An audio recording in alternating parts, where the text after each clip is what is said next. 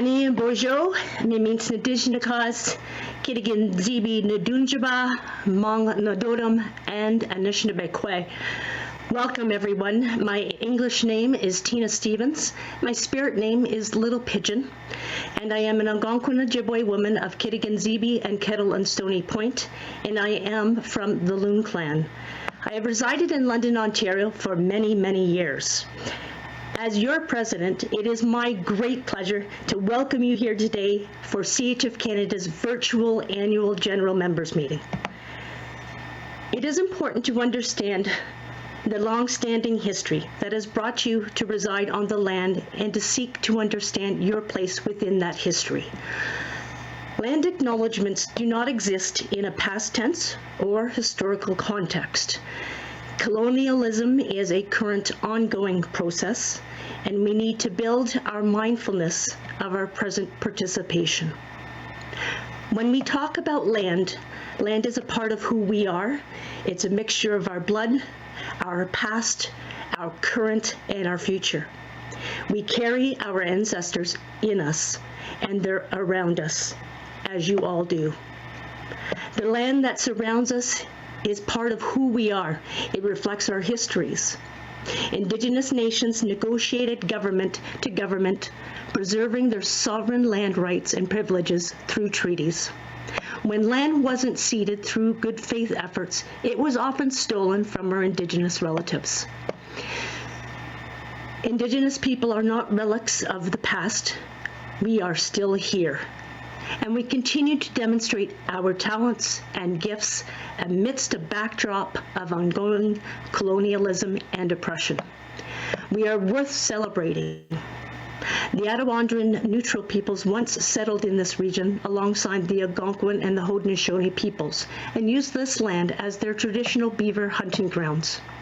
The three other long-standing Indigenous groups in this geographic region are the Anishinabe Peoples, also referred to as the Three Fires Confederacy, including the Ojibwe, the Odawa, and Potawatomi nations. The Haudenosaunee peoples are also known as the Iroquois people, or Six Nations, including Mohawk, Oneida, Cayuga, Onondaga, Seneca, and Tuscarora, and the Lenni Lenape peoples, also referred to as the Delaware and or Munsee. The three First Nations closest in proximity are here: the Chippewa of the Thames First Nation, the United Nation of the Thames Territory, and the Munsee Delaware Nation. We do this to reinforce our commitment and responsibility to improve the relationship between nations and to improve our own understanding of Indigenous people and their culture, coast to coast to coast. As I sit here today, I continue to smudge with sage for the opening of the AGM, but as well for all of the incidents that have occurred in recent times and over the past year. For the past number of weeks, many Indigenous communities have paused to express their condolences during this devastating time for the First Nations community in Tk'emlúps, Secwepemc territory, and across this land. Honoring the lives of these 215 children must drive us to act and to demand change. Over the past few days, there have been confirmation of another approximately 104 unmarked graves on the grounds of a past residential school in Brandon, Manitoba. Today, I ask you to listen to the Indigenous voices speaking to these issues, amplify their stories, and demand the implementation of the TRC's 94 calls to action. As part of the Truth and Reconciliation recommendations, we need to encourage the Senate to pass legislation that designates September 30th, Orange T-shirt Day, as a national day for truth and reconciliation. This past week, the London community shared their grief and shock after receiving news by many in London and by the Muslim community in the aftermath of the hate crime perpetrated against a family who lost 4 members on Sunday, June the 6th. These members were members of 3 generations of the family who died when a 20-year-old man plowed his pickup truck into them. If anyone thinks racism and hatred doesn't exist in this country, I want to say this. How do we explain such violence to a child in a hospital? How can we look families in the eye and say Islamophobia isn't real?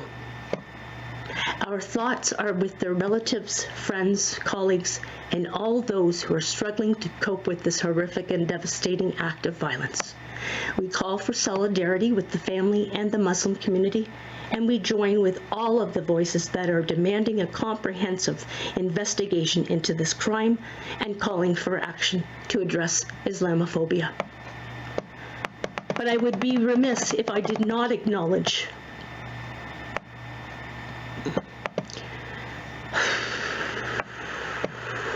the violent deaths of people within the Black community. And finally, I would like to recognize all members of the housing co-ops who have passed away due to the COVID-19 pandemic. My heart and my spirit would like to send my condolences.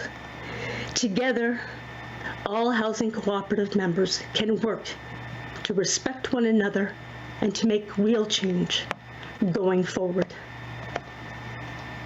And at this time, I would ask for a moment of silence.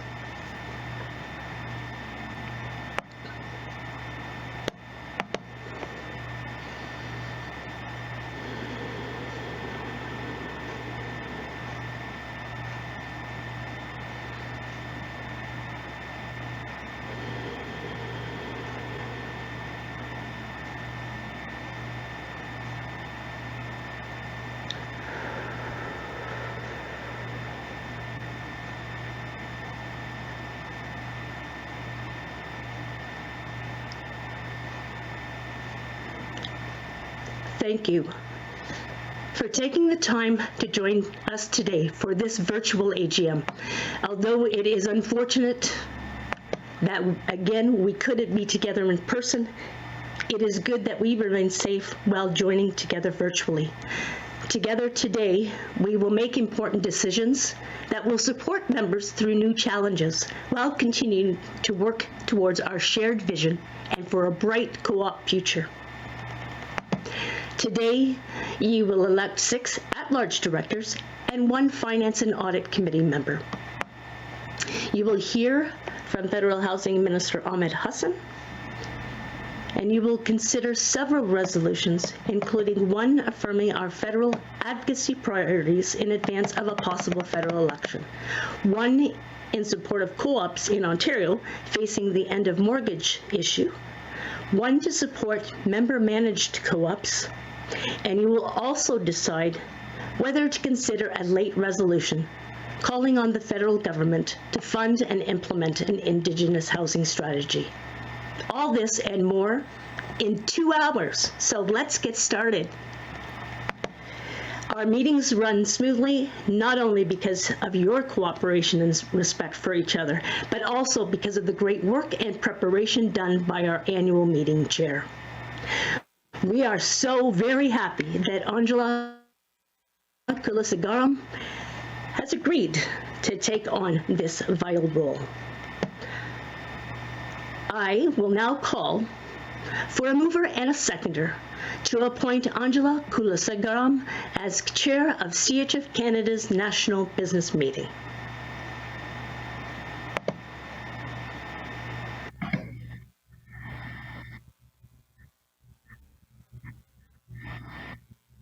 Okay, I'm going to come up real close because I can't see.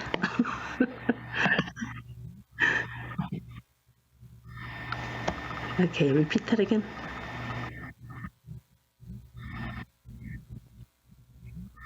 So a motion was by Kevin Ty, and the seconder was Susan Bennett Murray. Sarah Burnett Murray. Sarah Burnett Murray. Miigwech. Now we will conduct the vote.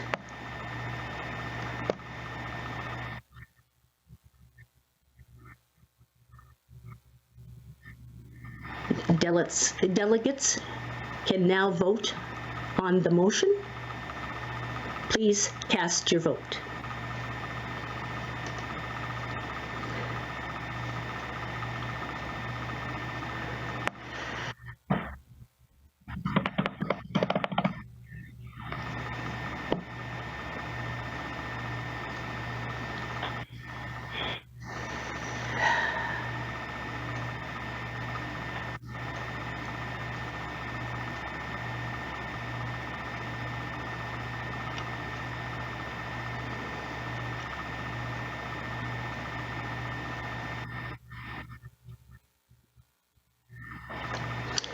If we could have the poll closed at this time.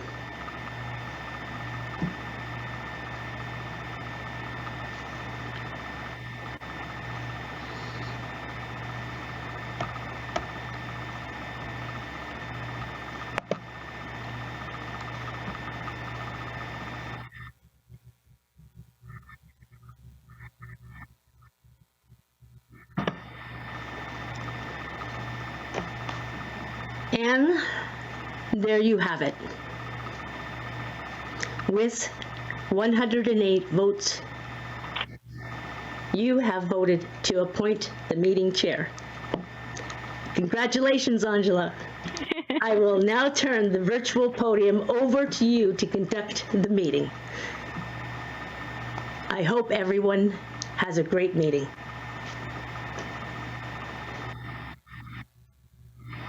Great. Thank you so much, Tina, for that wonderful opening.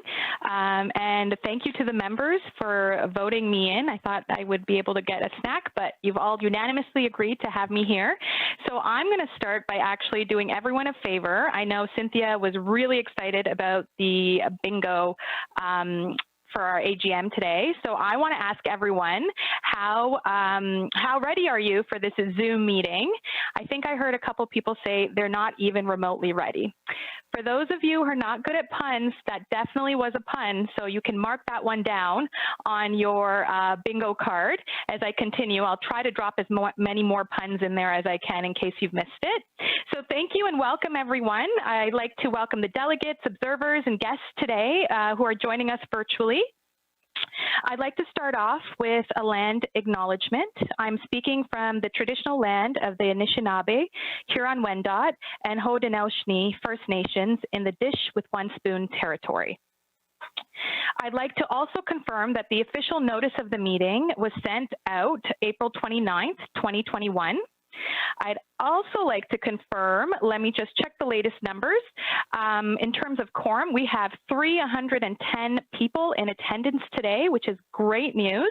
And there are 180 voting delegates. So that's 180 voting delegates. We need 145 for quorum. So we've met the quorum requirement. Usually at these meetings, I would tell you where the washrooms are and where you could get refreshments, but hopefully everyone is in their own co-op unit and knows where the washrooms are and where they can enjoy their snacks from. So I won't have to review any of that, but I will be reviewing the meeting rules with everyone. If you look in your package on your AGM information book on page 7, we do have the agenda for the meeting, which we'll be going through today. Page 8 of the AGM information booklet also includes rules of orders for the meeting. Because we're not able to have everyone unmuted and create a speakers list, the way that members will be, or delegates will be participating in today's meeting is through the chat feature.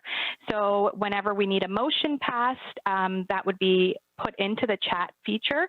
You could also say you're seconding a motion. When there's a Q&A part of a motion, you can also put your comments in there. I want to be clear, I do not have access to that chat, so I cannot see all the comments you're making, but we do have some great CHF Canada staff who are moderating the chat. And so I want to remind people of CHF Canada's harassment policy. So please be mindful of the comments you're making. And because there's only 3 of them and hundreds of you, if you could keep your comments as brief and concise as possible, that would also be helpful. when there are motions made or or someone seconding a motion, or if there's any questions that come up during any part of the agenda, if they are flagged as priority, they will be pushed to me to see on a different screen. So I will be reading out those. So if you are looking to see if I'm going to read your comments, I'm only reading the comments and only acknowledging the questions that are in the chat. And for now, I can see that my face is unfortunately stuck in a weird position. So that will happen quite often because we are doing this virtually. So please be patient. If you hear my audio, I'm still here, so don't unplug and go away. Okay, so I think I have gone through everything for the overview of the meeting. So we're going to now before we actually get an approval, I'd like to also give a quick shout out to First National Financial for sponsoring the Handy Conference Bus, and Prentice Yates and Clark for sponsoring our first ever AGM bingo. I hope everyone got their cards ready and have already marked off the pun, the chair makes a pun box as one of the first things that has been done already. So I'm going to now, in the chat function, ask if there is someone who would like to adopt the agenda and the meeting rules. Please put in your name. And if you'd like to second the motion, you could also put your name into the chat function. And the first two people will be flagged to me, and I will be reading their names. So I have Twyla and Terry Osborne. So Twyla and Terry Osborne. So Twyla is making the motion. Terry is seconding the motion to approve the agenda.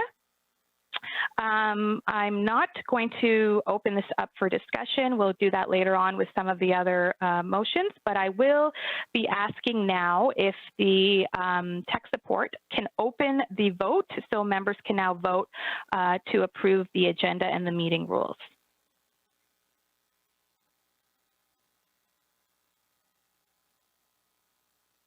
Okay, so now the vote is up. Please let us know if you support the motion to approve the AGM agenda. If you don't, you're opposed, and if you're abstaining. We'll give everyone a few seconds to do this since this is something new that's happening for all of us, and maybe later on we'll close the vote a little quicker, but we're going to give people some time now.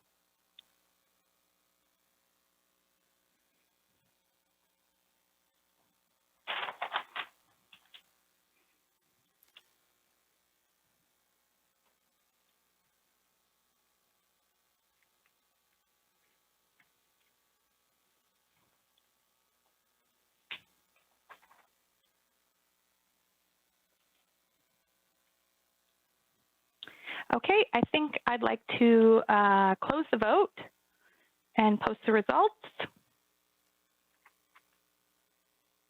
Perfect. So by unanimous support, we have 128 people voted to support the motion to adopt the agenda. There are no opposed and no abstentions, so that motion has carried. Thank you, everybody. We'll be moving on to the next item on the agenda, which is the minutes. The 2020 AGM minutes. So if someone would like to make a motion to approve those minutes, they can enter that into the chat function. And if you are seconding those minutes, you can also enter it into the chat function. Okay, thank you. So I see Chuck McGregor. So I can see Chuck McGregor, he's from Trafalgar Co-op, who's making the motion to approve the 2020 AGM minutes. And I see Mary Rowat from Sawmill Creek Co-op. She is seconding the motion. Great. So now I'd like to open the floor for any discussion on the motion to approve the AGM 2020 AGM minutes. If you have a comment or question, you can enter it into the chat now.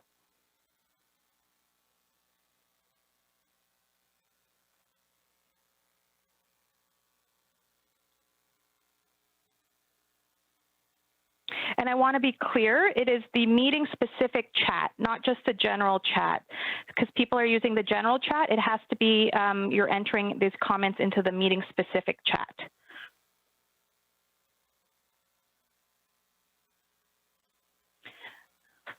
Okay. I don't see any comments about this.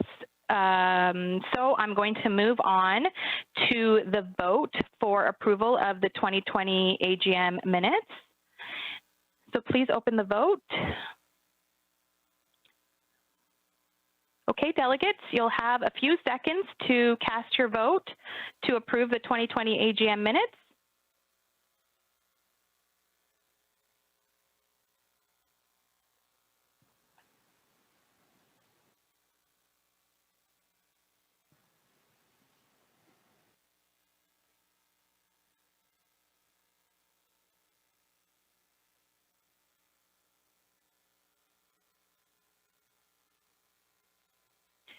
Okay, I'd like to now close the vote. Thank you, and the results are posted. We have 82% of the members of the 130 that voted supporting the motion to approve the minutes, and we have about 17% abstaining or not voting on the motion, so the motion is carried. Thank you very much. And now I'd like to hand it over to Tim Ross, who is the Executive Director of CHF Canada, to present the Honourable Ahmed Hassan. Thanks, Angela. Good afternoon, everybody. It's my pleasure to welcome the Honourable Ahmed Hassan, the Federal Minister of Families, Children, and Social Development. Minister Hassan was first elected to the House of Commons in 2015 and was re-elected in 2019, representing the riding of York South Weston. He was first appointed to the Cabinet as the Minister of Immigration, Refugees, and Citizenship, and was later appointed as the Minister responsible for housing in his portfolio as the Minister of Families, Children, and Social Development in 2019. The Minister's leadership in community and in housing is well known. He immigrated to Canada in 1993 and has always dedicated himself to community and public service. He co-founded the Regent Park Community Council in 2002 and was instrumental in securing $500 million to revitalize the Regent Park public housing community while advocating for and protecting the interests of its 15,000 community members. The Minister has already delivered big for co-op housing through a significant increase in the Federal Community Housing Initiative in the recent federal budget. And we look forward to working together more closely to deliver on the Prime Minister's mandate letter to develop new programs by partnering with not-for-profits and co-ops in the mid to long term. Minister, I know our members are also deeply appreciative of your leadership and candor in confronting racism and hate in this country. You personify the opportunities before us to all benefit from a more just, safe, and inclusive society, while also denouncing and prosecuting against racism, exclusion, and hate. The members of Canada's housing co-op stand in solidarity with you. And specifically, it needs to be said that we stand in solidarity with all Muslims to protect all of our rights to life, liberty, and security of the person, and for our fundamental freedom of conscience and religion. Dear members, please extend a warm CHF Canada welcome to the Honourable Ahmed Hassan. Thank you for being here today, Minister. Thank you so much, Tim. It is a pleasure to be here and to join all of you. Hello, everyone. Bonjour à tous.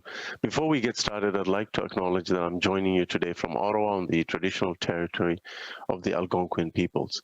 I'd also like to take a moment to really speak on the recent horrific terrorist attack and the murder of the Afzal family in London simply because they were Muslim.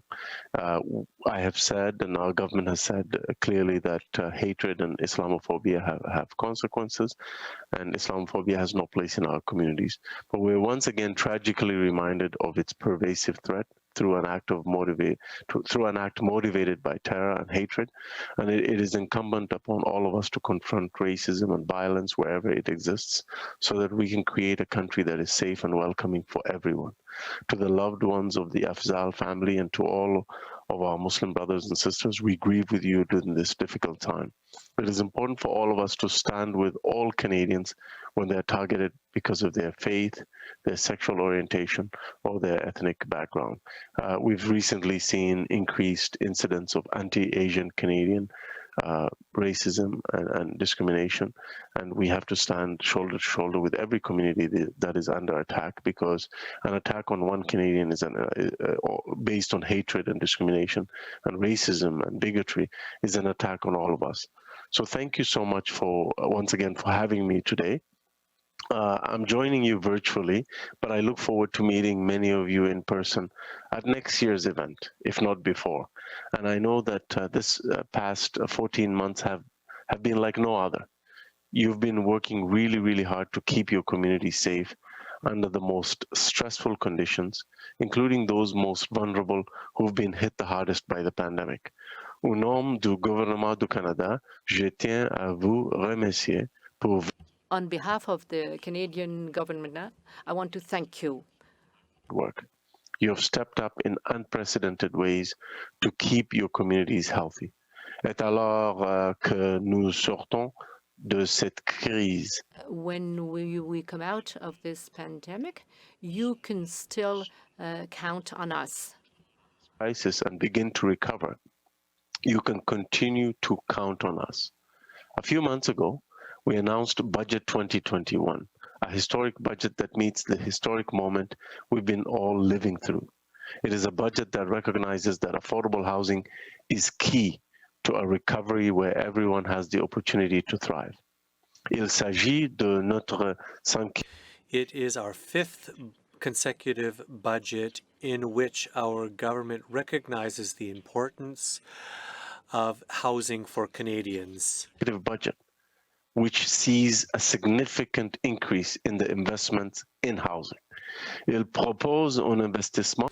It proposes an additional investment of $2.5 billion for the initiatives of the National Housing Strategy, which are the most necessary, most urgent, and the most likely to produce results right away.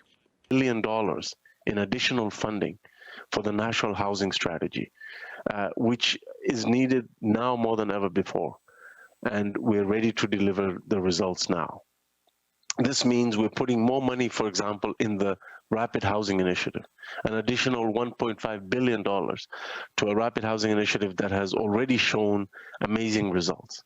This will help us to address the most urgent housing needs of those experiencing homelessness or those who are in temporary housing due to the pandemic. And through this increase in the Rapid Housing Initiative, we will create over 9,200 affordable housing units across the country.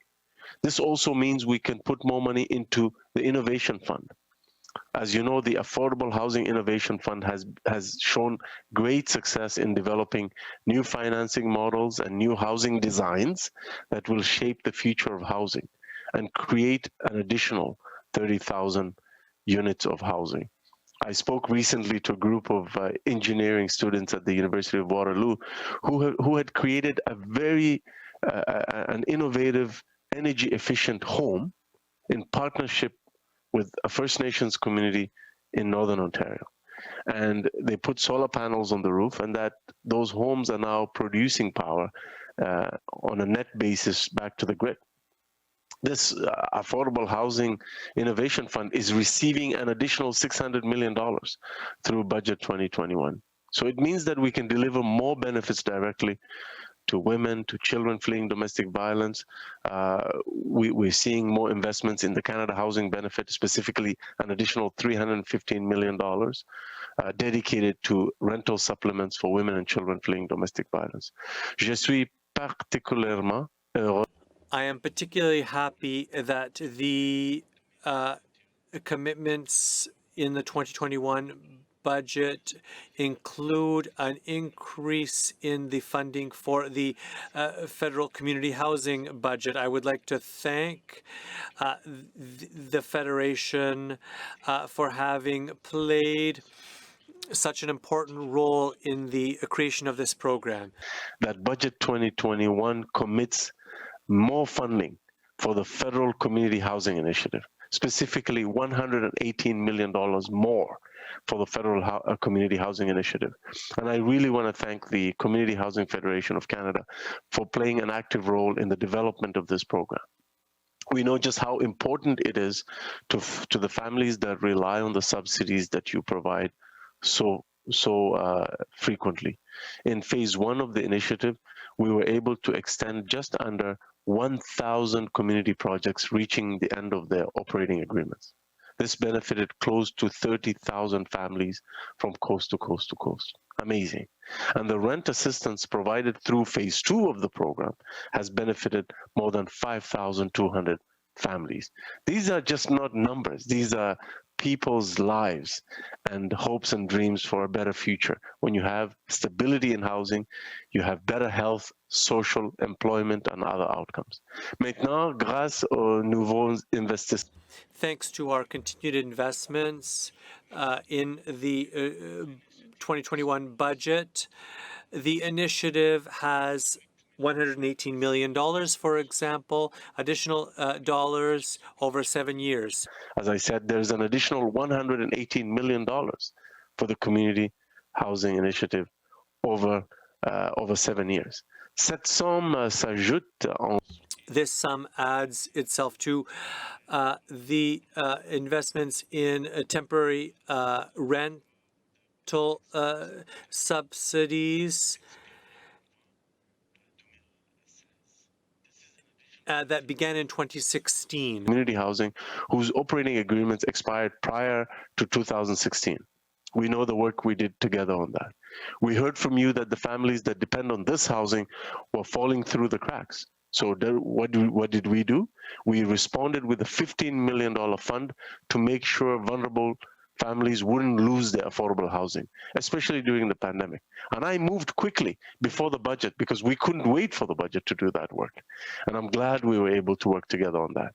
And many of you or soon are or soon will be benefiting from the Canada Community Housing Initiative, a joint program that seeks to repair, regenerate, and expand community housing administered by the provinces and territories. J'ai parlé de certains des I spoke of some of the new investments that are in Budget 2021. in housing under Budget 2021. But we also accelerated funding to some programs. This means that we'll be able to get more money out the door sooner, more shovels in the ground, and more housing at a time when it's needed the most. So what we've done is we've reallocated money from the future into the present so that we can get it out the door now and we can create more housing. This includes the National Housing Co-Investment Fund. This program is creating new housing in communities across the country. It also funds renovations and upgrades, something that I know many of you are looking at with aging housing stock. Early in the program, you told us that the application process was too time-consuming.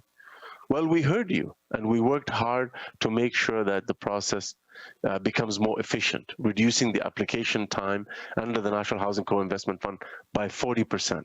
This has led to a stronger uptake of the program, more applications processed in record time.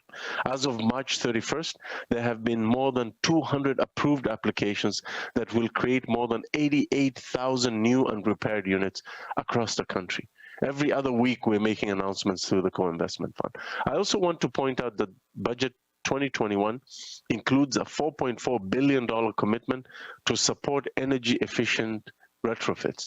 This program will offer another source of funding to help you revitalize your buildings and will support a green recovery that fights climate change. So it's a win-win for everyone. As I wrap up, I really want to reiterate my appreciation for your commitment during this challenging time. It is a difficult time for Canadians, and you've stepped up more than ever before. Je tiens à réitérer.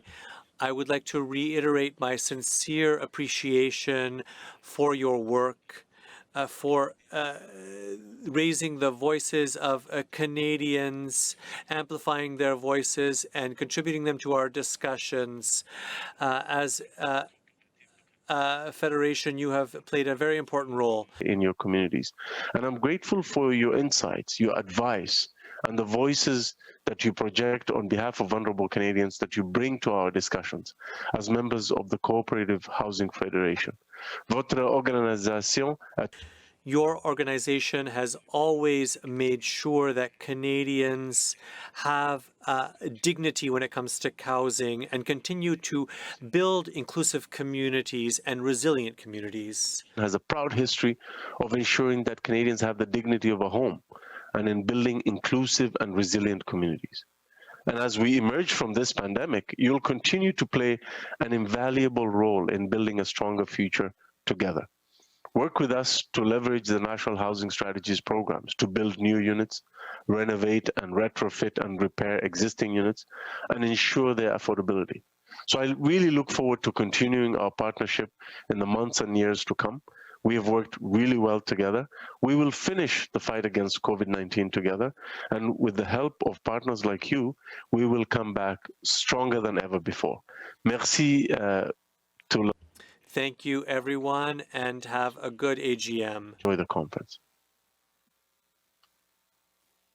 Thank you so much, Minister, for taking time out of your busy schedule to share such an important message with the members of the Cooperative Housing Federation of Canada. We appreciate your support and openness in finding ways to work together effectively to address housing need and to find solutions together. And indeed, the track record is very strong. Co-ops build strong, diverse, and inclusive communities, and we work together so effectively to secure housing affordability through the Federal Community Housing Initiative. This is a key outcome of the work of not only CHF Canada as an organization and your government, but it must be said that this could not have been made possible without the support of all of our members from coast to coast to coast, 250,000 Canadians who call co-op housing home. And when speaking about our history together, 50 years ago, just over 50 years ago, there's an interesting connection with the word innovation. And at the time, CMHC was running what was called an innovative fund. And it provided the seed, it planted the seeds to create a bigger and robust and widespread federal community housing development program that created over 600,000 units across the country. And so we were successful before, and I know we can be successful again. Minister, thank you so much. I look forward to continuing our work together.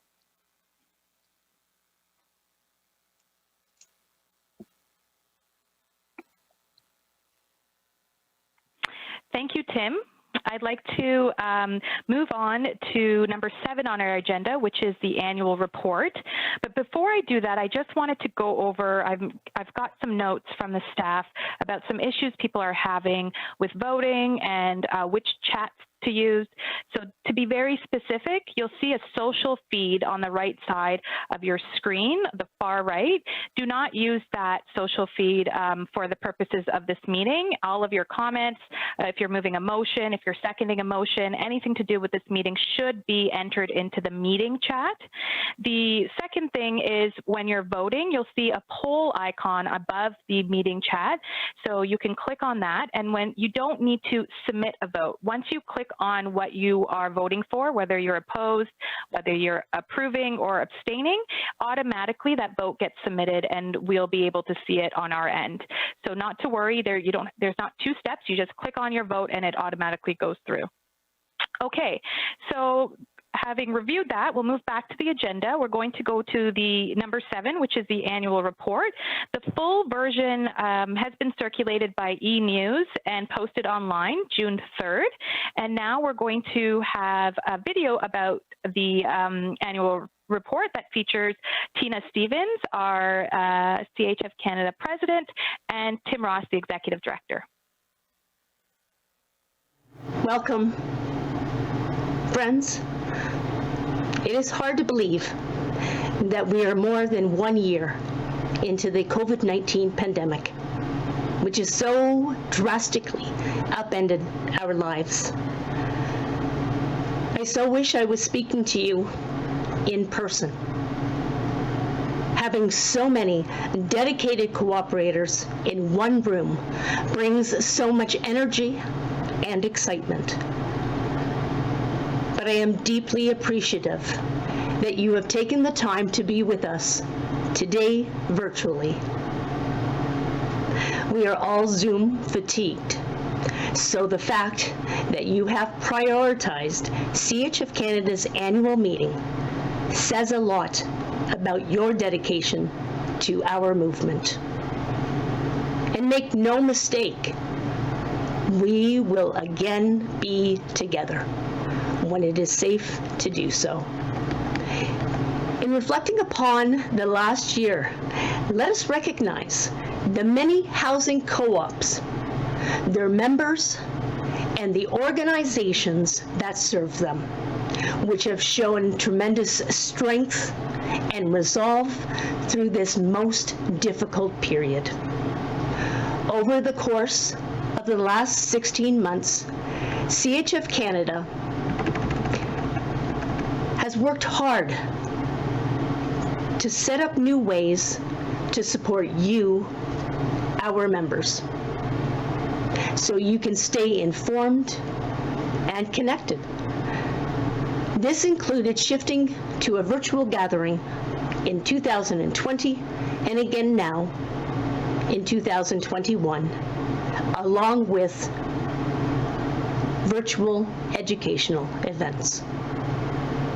We've also stayed on track with completing key governance changes and establishing strategic plans towards the vision of co-op housing for all. And certainly our advocacy work has not let up. We celebrate the completion of our You Hold the Key campaign with the Federal Community Housing Initiative in place until 2028. It provides the essential rental assistance for federal co-ops. Your engagement in our You Hold the Key campaign was absolutely pivotal to securing the program. So thank you. I also want to share with you that the Prime Minister recently directed the Minister responsible for housing to partner with both co-ops and nonprofits over the medium to long term to develop new programs through the National Housing Strategy. This is a real opportunity, but we will need to work closely with the federal government to shape this commitment so that it is meaningful and aligned with our vision. I'm now pleased to turn it over to our Executive Director, Tim Ross, to highlight some other accomplishments from this year, as well as give you a sense of what's in store for 2021. Thank you so much, Tina. And as you said, it's so wonderful to have so many CHF Canada members joining us virtually here today from across the country. There is a lot I could add and speak about, but let me highlight some of our most important work from the past year. First, we continued our organization's journey towards reconciliation with Indigenous people. The recent devastating discovery of the remains of 215 children on the site of the former Kamloops Indian Residential School made clear why reconciliation must be a priority for everybody, including CHF Canada. One step in our journey was the production and launch of a reconciliation toolkit for housing co-ops. This resource gives housing co-ops background information on the importance of reconciliation and includes steps that you can take towards reconciliation in your own co-op. Last year also put a spotlight on racism and inequality. And CHF Canada made strong statements in support of the Black Lives Matter movement. We started on the path towards better supporting diversity, equity, and inclusion in our sector, and we'll have more to say on this in the coming months. It's also become clear that we need to structure a recovery from the pandemic in a way that drives real action against climate change. And to this end, we have partnered with the Federation of Canadian Municipalities to secure a dedicated resource person within our organization to assist co-ops in understanding how they can make their buildings more energy efficient. As we look ahead, there is a lot to do, but the opportunities are real. A federal election could very well be on the horizon in 2021. And we're working with like-minded organizations to deliver the largest ever housing campaign this country's seen during the election. We want to have many voices behind us, and so many voices that it'll be impossible for the next federal government to ignore housing. And we won't stop until we see real federal commitment and action to build new co-op housing across the country. The Vote Housing campaign will be launched on June 17th. And I encourage you to visit votehousing.ca to learn how you can get involved. We have real momentum behind growing our co-op housing movement. And there are many players contributing to the growth of co-op housing across the country. CHF Canada's growth and development programs are also playing a part. This includes supporting the construction of 38 new homes in partnership with Kingston Co-op Homes, and 57 new homes through Compass Nova Scotia, and more support to sector-led development partnerships, especially in Toronto. I hope we'll have more to say about this in the coming months as well. Our federal advocacy to secure a new supply program that works for co-ops will be our laser focus in 2021. Knowing that the membership is behind us through our vision for co-op housing for all, this will be integral to our success. Thank you so much for being here today. And thank you so much for your contributions to building a strong and inclusive co-op housing movement across the country. Stay well and take care. Thank you, Tina, and thank you, Tim, for presenting the annual report. I'd like to now call on a mover and a seconder to receive the annual report. So in the meeting chat, not the social feed, in the meeting chat, if someone would like to move the annual report, approval of the annual report, and second that, that would be great. So I see Deborah Sanders from Trillium Place in Woodstock, Ontario. She's making a motion to receive the annual report. And then Chris Murray from Mount Muir Co-op is seconding the motion. Thank you very much. Now that we have a motion on the floor, if anyone has any questions or comments about the annual report, you can enter it into the chat function.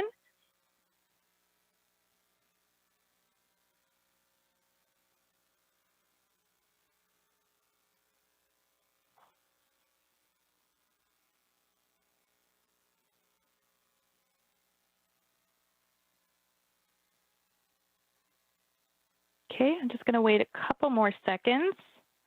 I don't see any questions or comments.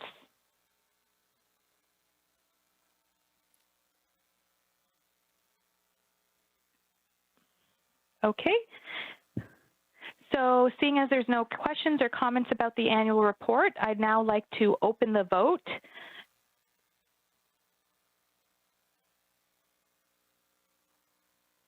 Okay, so voting is now open. If you'd like to receive the 2020 annual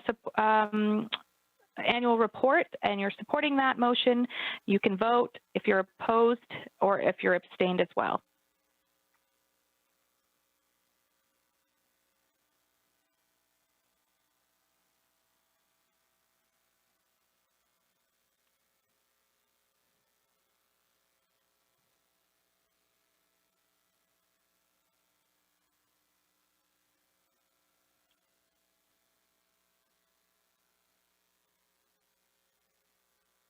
Okay, I'm going to give everyone a couple more seconds. I don't see any more votes coming in, but just in case.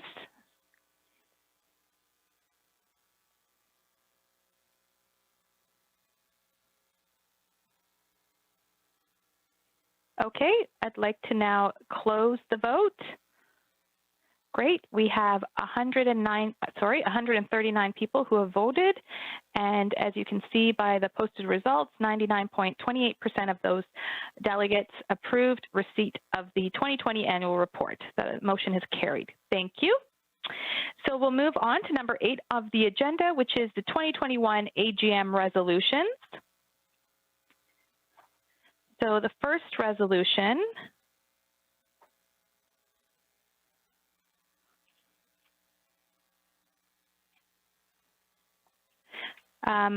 great, is on your slide right now, is the renewed federal advocacy priorities.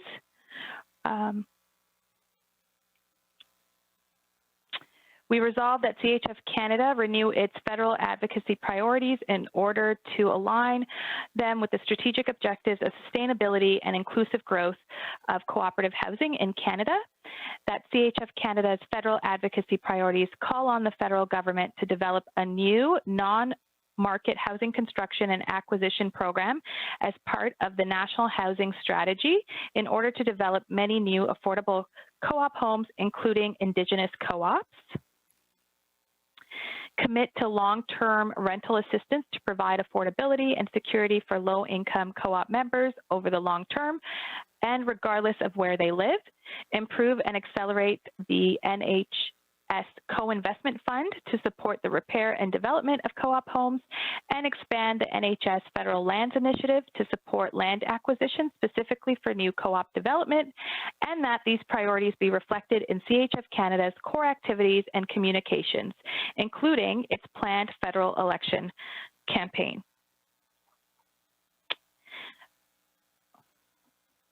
Okay, so we have the resolution before you. I'd like to ask for a mover and seconder.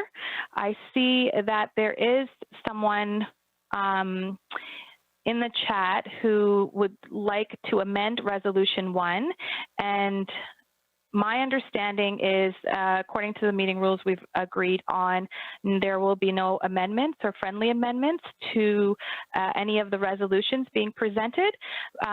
Just to get clarity on that, I'm just going to ask if Tim Ross could be brought into the stage with me so that I can clarify before I move on. Thank you. So just hold on, folks. I just want to make sure we're following the meeting rules. Hey there, thanks for the question. In accordance with our resolutions policy, all amendments are to be submitted in advance of the meeting to the resolutions committee so that the resolutions committee can put the amendment in plain writing and to translate it and to make sure that it's posted accessibly for everybody.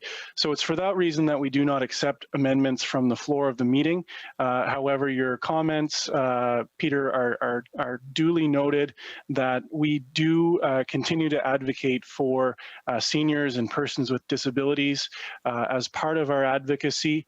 The point of emphasizing the importance of housing supports for Indigenous families and communities is not meant to be at the exclusion of other groups. It is really meant to be to really emphasize the importance of stronger advocacy for Indigenous people across the country. So that is why the resolution is worded in this manner. And Anjali, I hope that clarifies the question about amendments from the floor. Yes, thank you very much. I think I just outwardly said it, but it's good for you to have clarified. Thank you. Okay, so I'd like to now again ask for a mover and seconder. I see from my side of the chat that Marty Peterson from Sills Landing is making the motion, and Laurel Martin from Pine Ridge Co-op is seconding the motion. So we do have a motion on the floor for the resolution to be approved, Resolution 1, which is on page 11 and 12 of your AGM information book. So now that we have that resolution on the floor, I'd like to introduce a video from Board Director Scott Stager-Piatowski to present Resolution 1 on behalf of the Board of Directors. Hello, CHF Canada delegates. My name is Scott Stager-Piatowski, and as the outgoing Vice President of CHF Canada, it gives me great pleasure to speak to Resolution 1 on behalf of the Board of Directors. One of the things that I've always loved about the co-op housing movement is that we get our advocacy priorities from our members. So when we're speaking to a member of parliament or a minister at the federal or the provincial level, we have the full weight of our membership behind us. This resolution calls for a renewal of CHF Canada's federal advocacy priorities so that they align with our organization's strategic objectives around sustainability and growth. We think the time is right for a refresh for several reasons. First, the National Housing Strategy does not provide a dedicated fund for co-op housing construction and acquisition. This needs to change. Second, there are still 7 years left in the National Housing Strategy in its current form. That means that there's time to address the deficiencies in existing programs, particularly the National Housing Co-Investment Fund and the Federal Lands Initiative, so that they can better support co-ops. Third, even with our recent victory expanding rental assistance to all federally administered co-ops through the federal community housing initiatives, some co-ops may not have this support if they are provincially administered. This too can change. Finally, we see that there is a huge opening for a co-op specific message. The federal minister has recently been specifically mandated by the Prime Minister to partner with co-ops and nonprofits over the medium to long term in the context of the National Housing Strategy. For all of these reasons, I am strongly urging you to support this resolution. Thank you for your time. Thank you, Scott. So now I'm going to open the floor to any of our delegates who have any questions about the specific resolution, Resolution 1. Please enter it into the meeting chat, and I will read them out and call on the appropriate person to answer your question.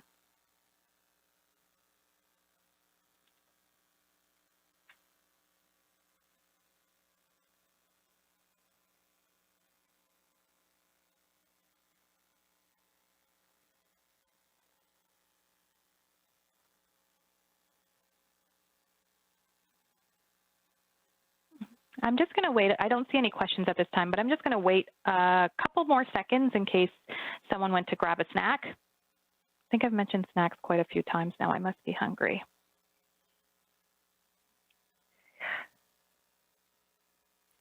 Okay, so there are no questions about this resolution, so we'll move right into the vote. So we're going to open the vote now.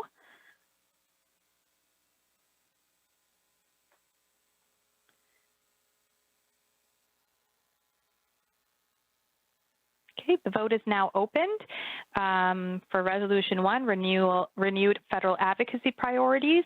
If you're in support or you're opposed or you're abstaining, please vote now.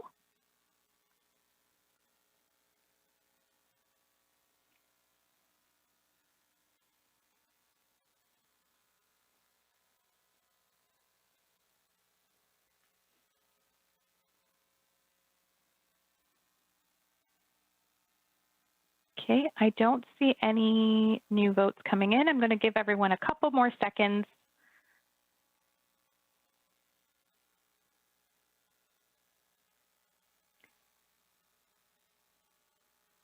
Okay, there are 148 people have voted, so we're going to close the vote now. the polls now. And the results are 97.3% of the members support the motion to approve resolution number 1, and there's 2% that are abstaining from this motion and 0.68% that are opposed. So this motion is carried. Thank you. Now we will move on to resolution number 2, which is fix the funding formula for Ontario's HSA co-ops. Resolution number 2 can be found on pages 13 and 14 of your AGM information booklet. It reads as follows: we resolve that co-ops from across Canada call on the Government of Ontario and municipal leaders to support a better future for housing co-ops and nonprofits under the Housing Services Act, HSA, in Ontario, that the Government of Ontario fix the funding model so that the mortgage savings of HSA co-ops at the end of their mortgage can be reinvested in the repair and renewal of these communities, and that on the Government of Ontario ensures that the funding for rental assistance for low-income households cannot be clawed back.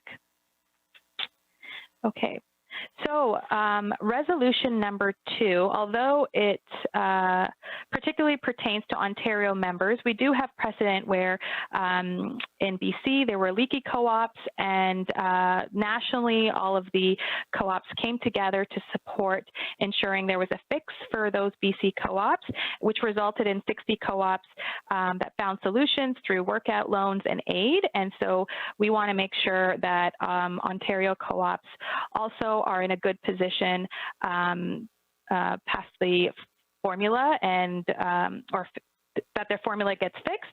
So here's the resolution before you, and I'd like to now call on the members to move and second this motion to approve resolution number 2. So if you're prepared to do that, please enter into the meeting chat your name and co-op and the motion. Okay, great. We have Sarah Burnett Murray from the Golden Horseshoe of CHF Canada making the motion. Angela Simpson of Compass, Nova Scotia moves the motion as well. So we have a seconder and a motioner. And now that we have a motion on the floor to approve resolution 2, I'd like to now introduce Board Director Dawn Avocado to present resolution number 2. Good afternoon. This resolution calls on the Government of Ontario to fix the funding model currently in place for co-ops under the Housing Services Act in Ontario by doing 2 things. First, making sure that the savings realized by a co-op at the end of their mortgage can be reinvested in the repair and renewal of these communities. And second, that funding for rental assistance for low-income households cannot be clawed back once their mortgage matures.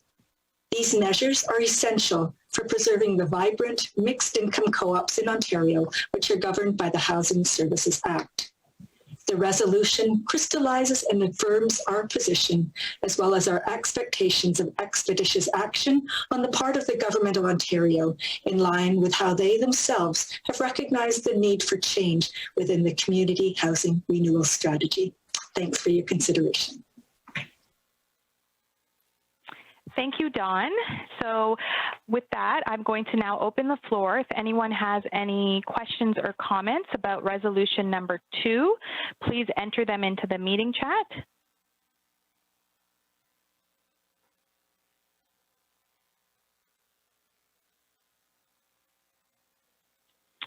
Okay, sorry, members. I'd like to go back a step. I've just got word that Angela Simpson from Compass is not a delegate. So thank you for your eagerness. If that was a spot in the bingo card of eager observers wanting to make motions, then you could click that one off. But so we do need to have a new seconder, which I see I have already. So that would be Karen Ribble of Broadview Co-op. So she will be the seconder that's noted. So sorry about that, folks. So if you do have, we do have a motion, so we're okay. If you do have questions or comments about resolution 2, fixing the funding formula for Ontario's HSA co-ops, please enter them into the meeting chat now. and then I will call upon the appropriate person to answer your questions.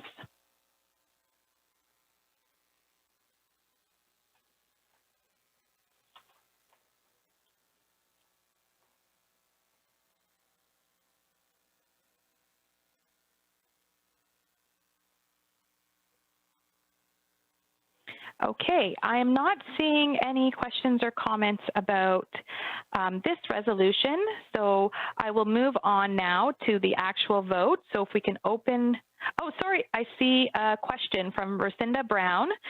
Does this formula affect the federal co-ops? And I think I can answer that without having to call anyone out, call anyone on. If your co-op does not have, doesn't fall under the Housing Services Act, then you're not affected. This is only for municipally funded co-ops within Ontario. So if you're receiving federal funding, this does not affect you.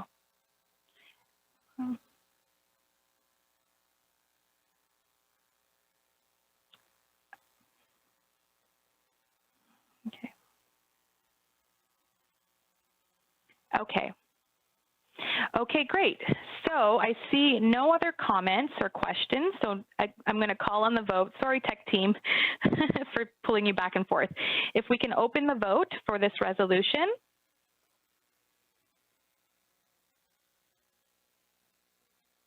Great, so now it's open. If you can now cast your vote for Resolution 2, to support, to oppose it, or to abstain.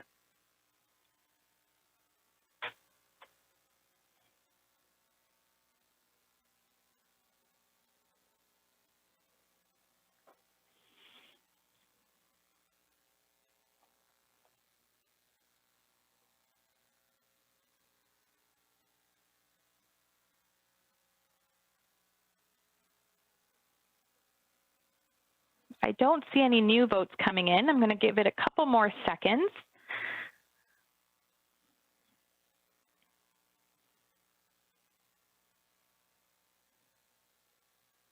Okay, great.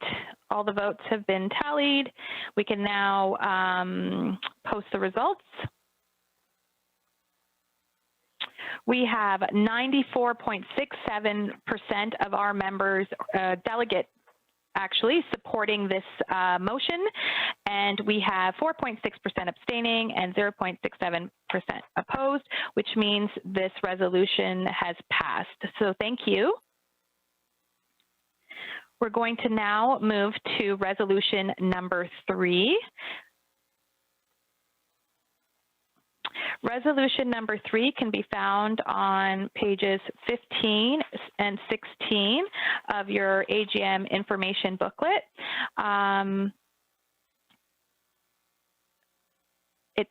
It reads as follows: we resolve that CHF Canada include member-managed housing cooperatives in their common vision for the future of the co-op housing movement, that CHF Canada acknowledge and support member-managed housing co-ops by creating opportunities for collaboration and dialogue, that CHF Canada facilitate dialogue with its member-managed co-ops to gain understanding of how this model can be acknowledged and supported as part of the current and future co-op housing movement, and that CHF Canada provide member-managed co-ops with the opportunity to participate in discussions at events to understand how these co-ops could work together and grow with the movement.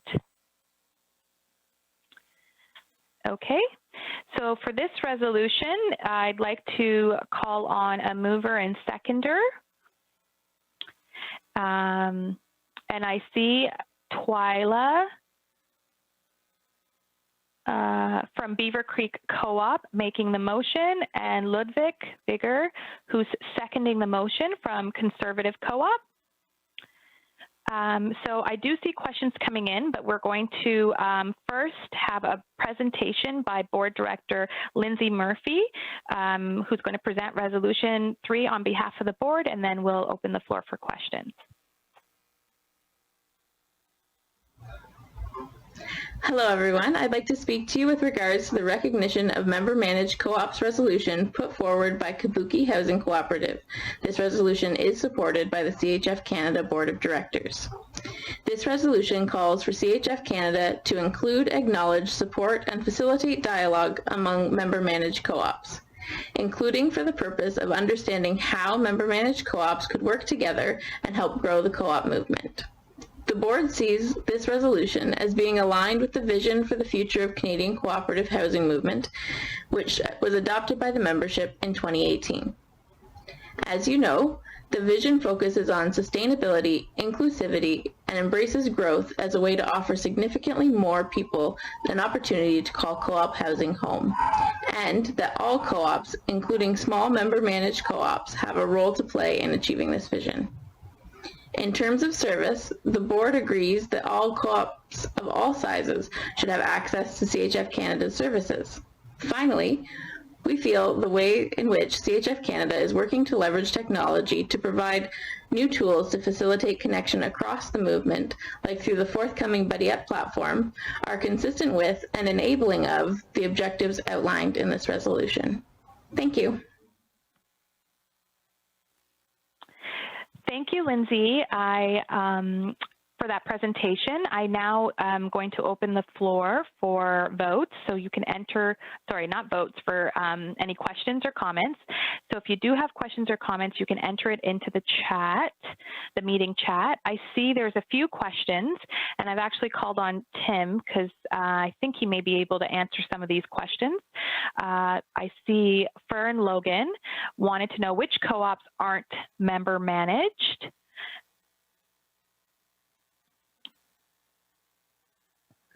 Sorry, you had me leaning in to read the question as it came in. Sorry, members, you got an unfortunate close-up of your executive director.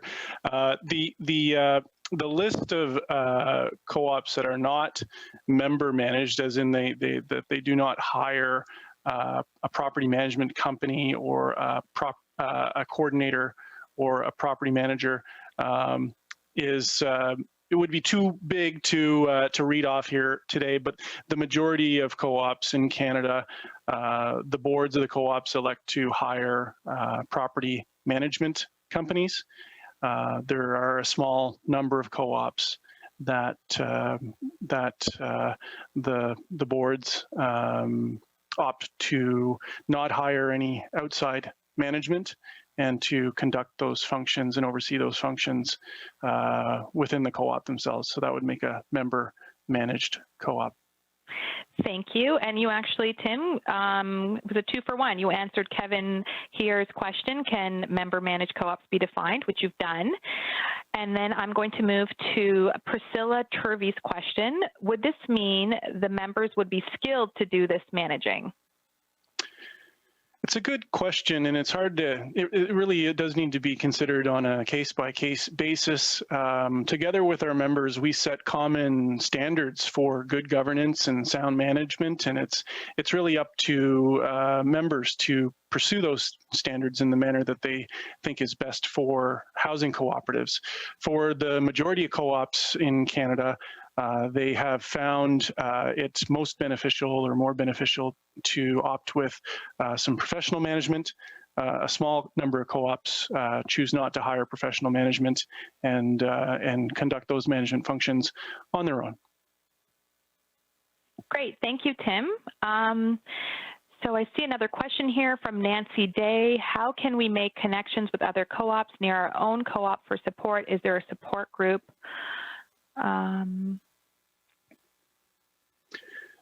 Sure. So we will actually be rolling out a new social networking service for co-ops in the coming weeks and months, where you will be able to buddy up with your co-ops in your community or across the country. It'll be a social networking site set up just for the co-op sector. It'll be called Buddy Up. We are in beta testing right now. If you're interested in being a beta tester, we have shared a link on that through our social media. So that will be an avenue where members can connect with one another to network outside of meetings like these. Can you say Buddy Up one more time? Because I kind of enjoyed that. Sorry. Buddy Up. So why, Barb Daniel has a question. Why were these co-ops not already included? I would try to reflect the view of the board here, and the board is wish to, by supporting this resolution, confirm that it's the view of the board that these co-ops are already included in the vision for the future of the Canadian co-op housing movement, and that our member services team is available to support any advice or support that member managed co-ops need.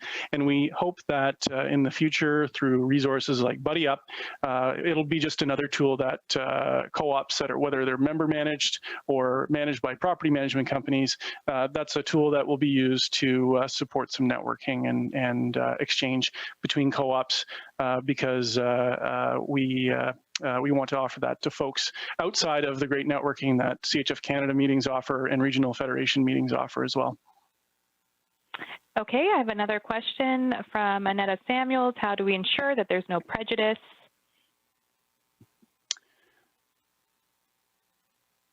Well, I think, how do we ensure there's no prejudice? I think broadly, that's a pretty big question. It's something that we all need to focus on as an organization. But I would just repeat the view of the board that it's the view of the board that member-managed co-ops are included in the vision for the future of the co-op housing movement, and that member-managed co-ops can call on our staff for advice and support in order to access our services and programs. Okay, so John Sharkey has a question here, which I think you've already answered.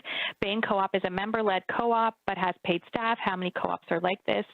I think earlier on, Tim, you had said that you don't have that number right in front of you right now, but there's many co-ops across the country where members manage the co-ops instead of property management companies or direct hire staff. Is that correct?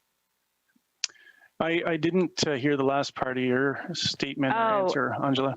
Sorry, it was how many co-ops are like this that are member-led co-ops, and I said you had already answered this at the beginning. Okay. Yes, that's right. And then Deanna Overland, are all co-ops not already member managed? I do not understand the differentiation. I think you've already answered that as well. There are co-ops that have property management companies or direct hire staff in their offices, and there are co-ops where members that live there also manage the co-op as well. So that's the difference. Yeah, and ultimately, and this might just be semantics for some, but ultimately, members of co-ops are ultimately responsible for the success of your co-op by electing a board to oversee the smooth operations of your co-ops. It is the members at the end of the day of your co-op who are in charge.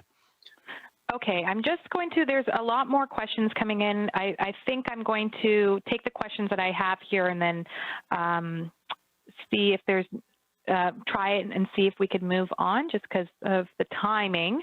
The next question is from Sean Pelletier, who says, why no management workshops for members? It's been our experience that in order to offer members a good experience and offer a program that is most relevant to the needs of members, that it makes sense to segment our education offering so that that members who participate in CHF Canada's programming can participate through the Member Education Forum.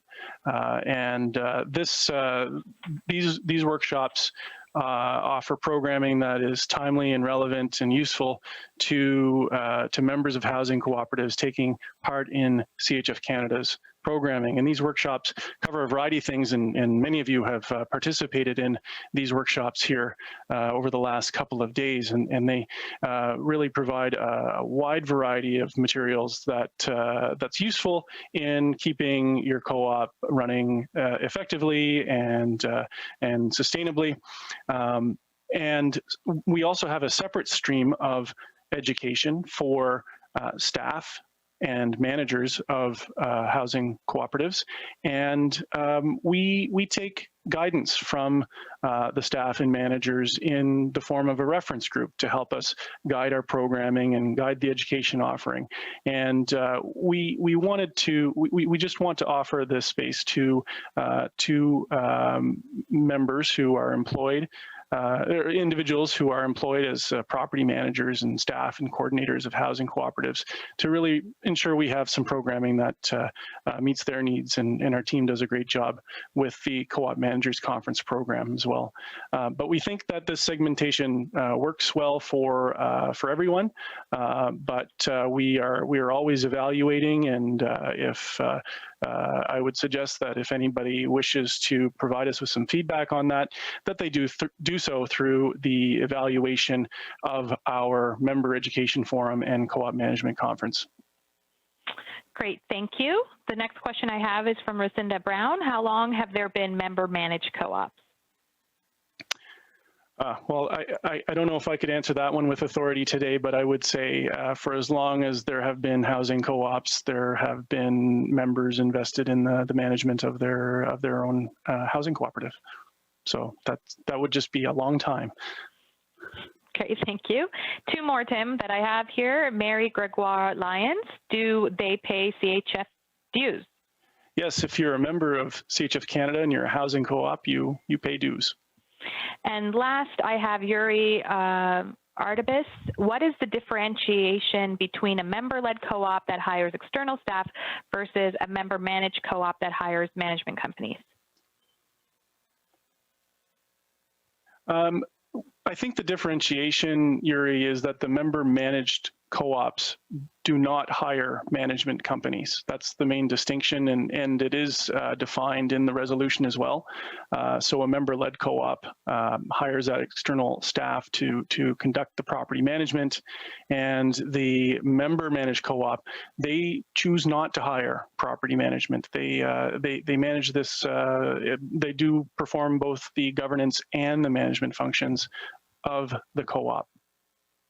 Yeah, Tim, sorry, I think you may have misunderstood the question, understandably so. He was saying the difference between hiring external staff versus hiring a property management company. There's a differentiation, and he wants to know what that is.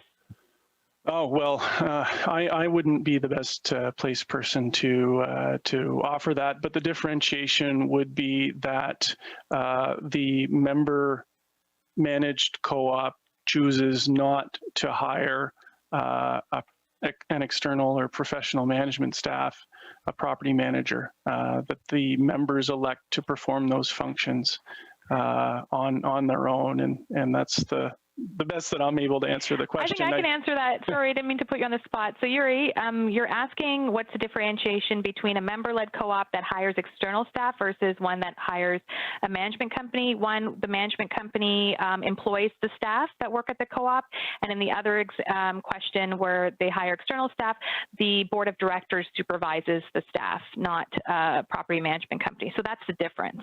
Okay, so I think, Tim, that those are all the questions. Thank you so much. No problem. Great discussion. Thanks. I hope I was helpful.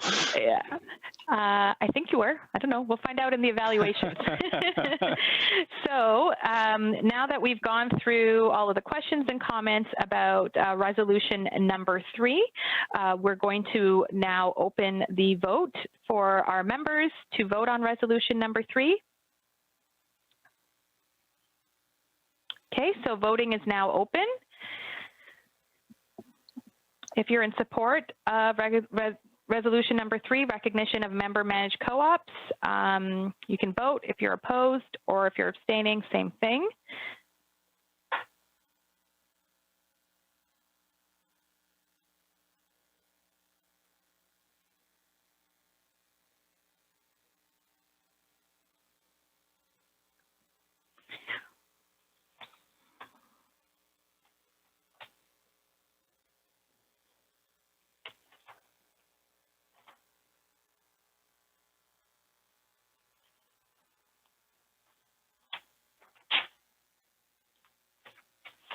Okay, I'm seeing a few more votes coming in. We're almost there.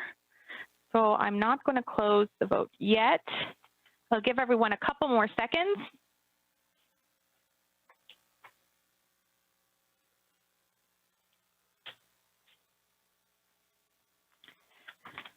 Okay, so I now don't see any other votes coming in, so I'd like to close the votes and post the results. Okay, perfect.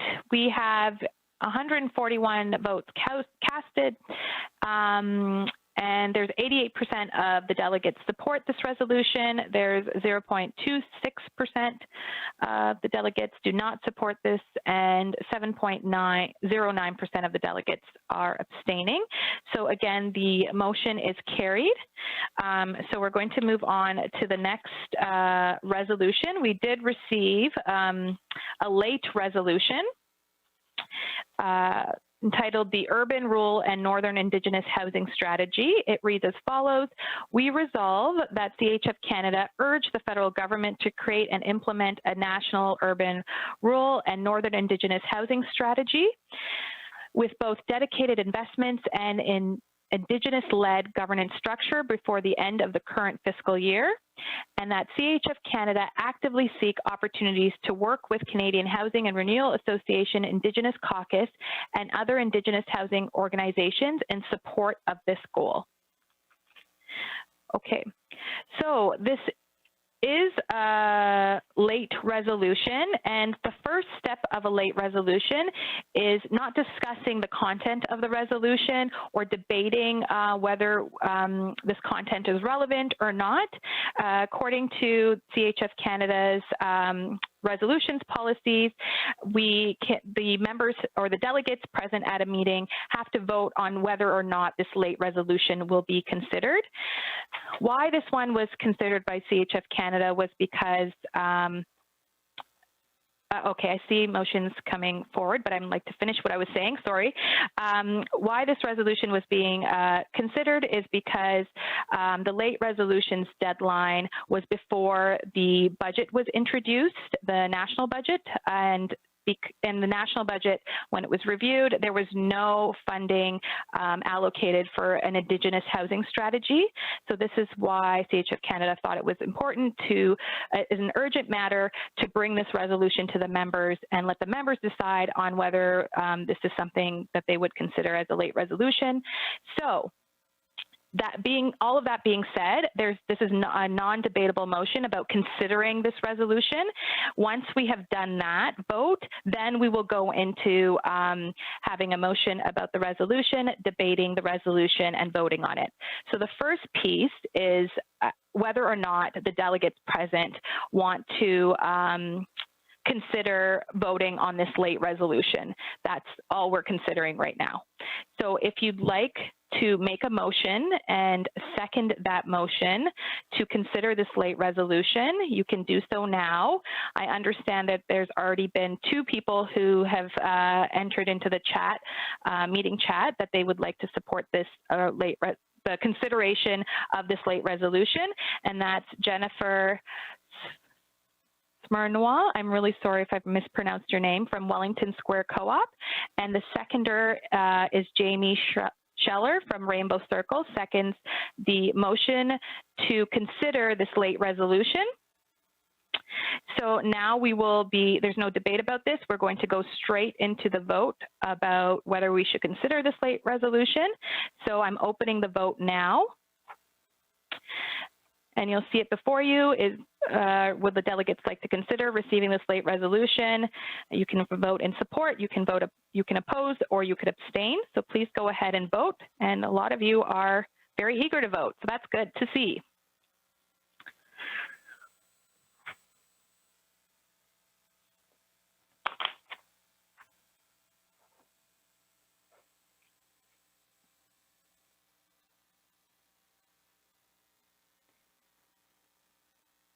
Seems the majority of you have already voted, but I'm going to wait a couple more seconds to see if we have any more votes that come in.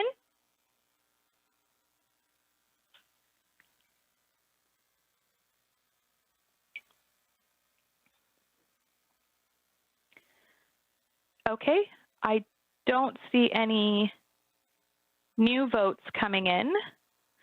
So I'd like to close the voting poll. Great. So we have 142 delegates that have voted. 92.96% of those votes are in support of considering this late resolution. I can't tell if that's 2%, but I assume so. And I don't see the abstain number either. But all this to say that this motion to consider the late resolution has passed. So now we will move on to considering late resolution 1. So I'd like to get a motioner and a seconder for the resolution. So again, I'll read it out. Late resolution 1. Sorry, can I go back one slide, please? Thank you. We resolve that CHF Canada urge the federal government to create and implement a national urban, rural, and Northern Indigenous housing strategy with both dedicated investments and an Indigenous-led governance structure before the end of the current fiscal year, and that CHF Canada actively seek opportunities to work with Canadian Housing and Renewal Association, Indigenous Caucus, and other Indigenous housing organizations in support of this goal. So now this resolution is before you. If you're interested, you can make a motion or second the motion, and I have a motioner, Lloyd Butch Stevenson from the Native Intertribal moves this late resolution, and Twyla Gingras also seconds this motion from Beaver Creek.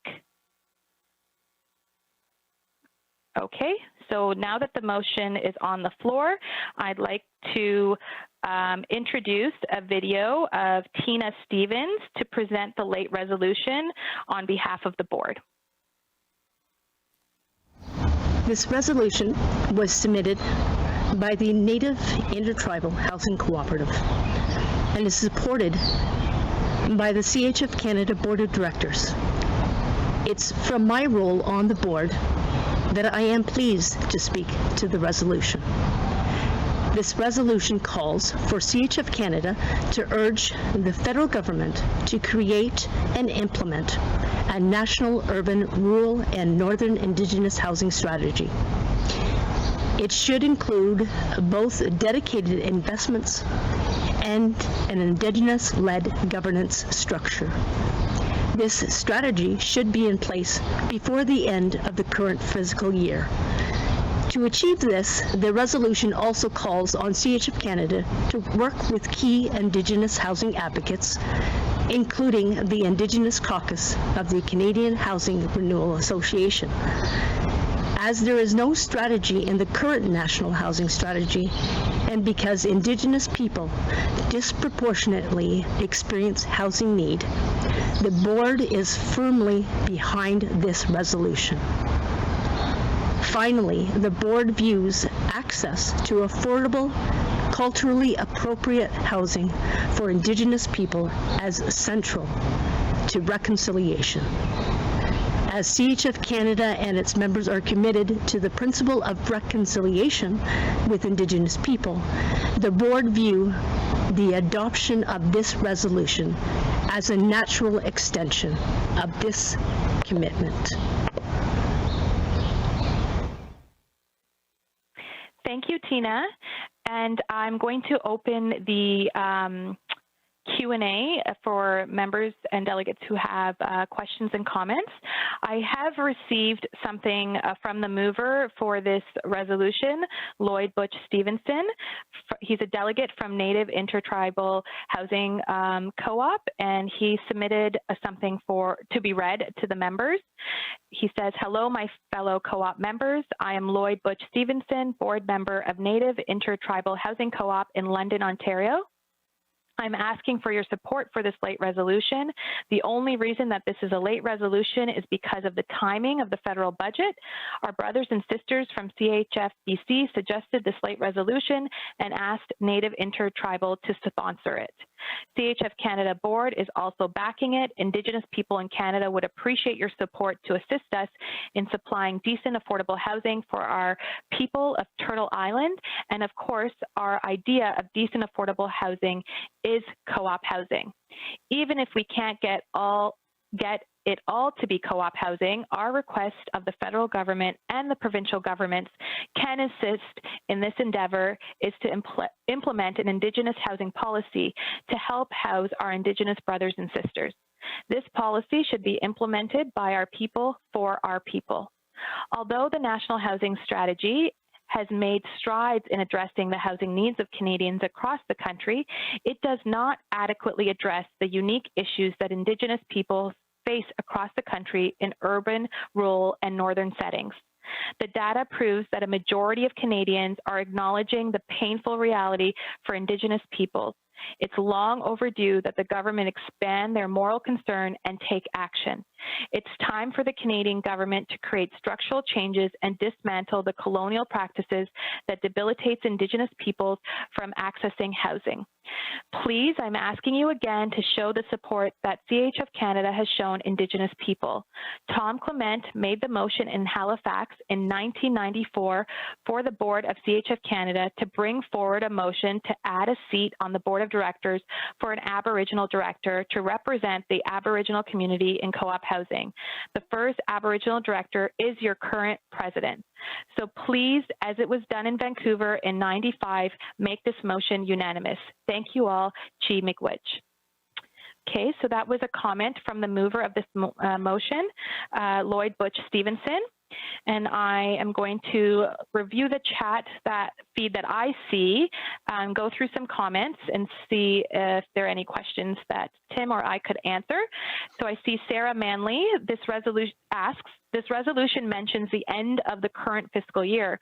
What happens with the resolution after that date? Isn't that date before our next AGM? Thanks for the question. Sarah, thanks very much for the question. Good advocacy sometimes requires putting down firm timelines. And because the federal budget did not include dedicated funding for an urban, rural, and northern Indigenous housing strategy, we want to get that fixed before the next federal budget. So that means we want to, we're setting a deadline for the federal government to act before the end of the current fiscal year. This government's current fiscal year will end March 31, 2022. That's how we will know, and how the allies that we're standing behind will know whether or not we've been successful. In terms of what happens after that date, it really depends on how the federal government responds to this advocacy push.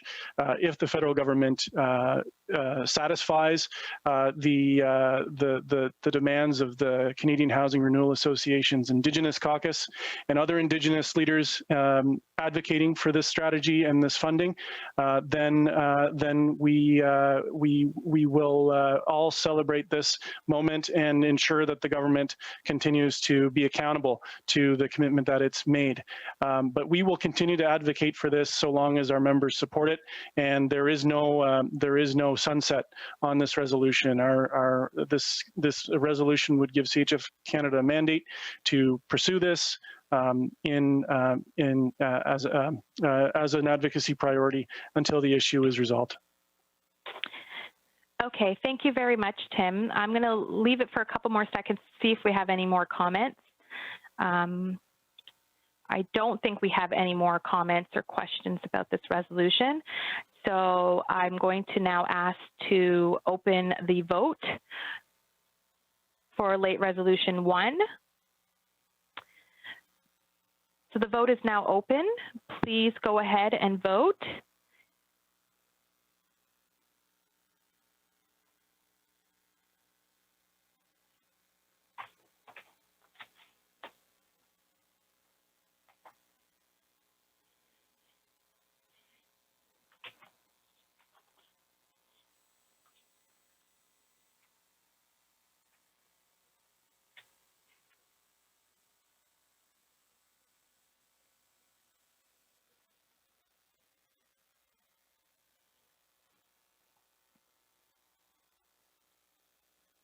Okay, I see a couple more people voting.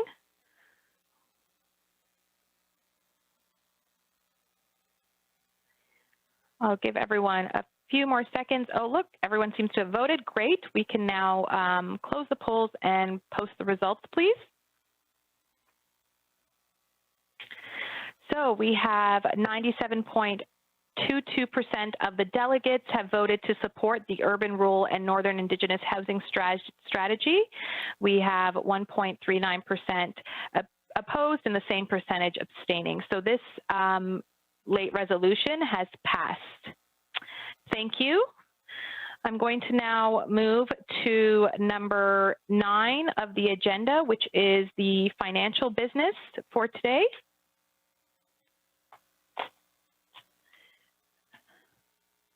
Okay, so it's time for the financial resolutions. Copies of supporting documentation to each of these financial resolutions was made available on our AGM website in early May. Hopefully you've had an opportunity to review these documents. There's also in your AGM booklet, information booklet, you'll see the copies of the budget and so on. So I will be chairing the financial resolution section of this meeting. It will not be the treasurer, Lisa Berting. So I would like to now get a motion to receive the audited statements for the year ended 2020. So I just need a motioner and a seconder for the audited statements for the year ending 2020. Okay, I see Carrie Ann Hines of Peterborough Co-op Homes. She's actually seconding the motion, but Jamie Schleller, Rainbow Circle, is making the motion. So thank you to both of you for making the motion and seconding the motion to receive the audited statements for the year ended 2020. I'm going to now I see that CHF Canada's auditor, Valerie Marcel of Marcel Lavallee, will speak to you about the 2020 audit.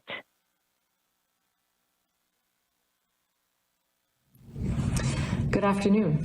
I'm speaking to you from the traditional land of the St. Lawrence Iroquois, Anishinabe, Mohawk, Huron, Wendat, Omami, Win, Iniwak, Algonquin.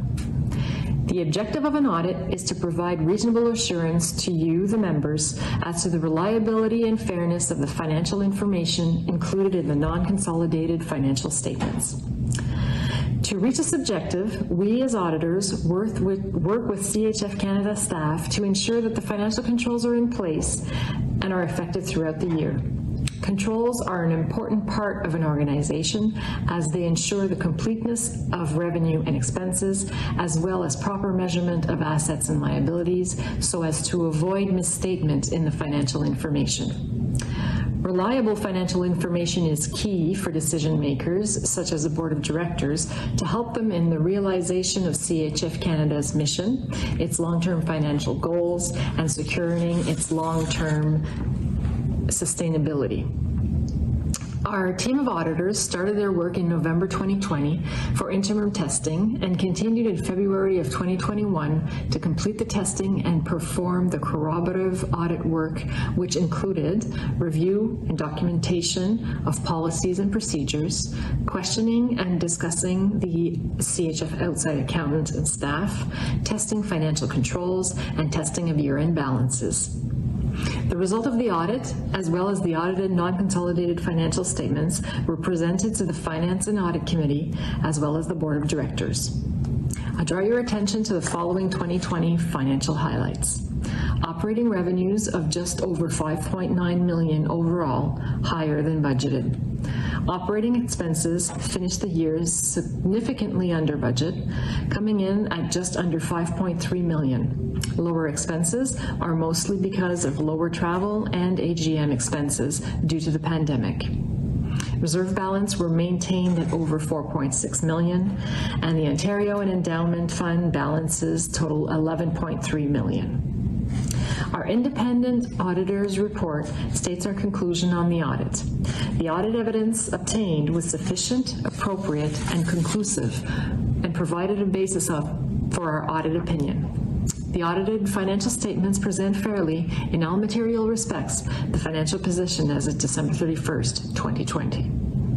Our thanks to the CHF Canada staff who provided their full cooperation in particularly challenging and unusual off-site audit.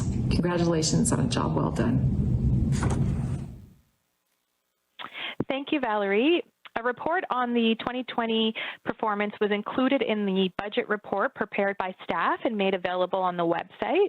So now that we have a motion on the floor to approve the 2020 audited financial statements, are there any questions?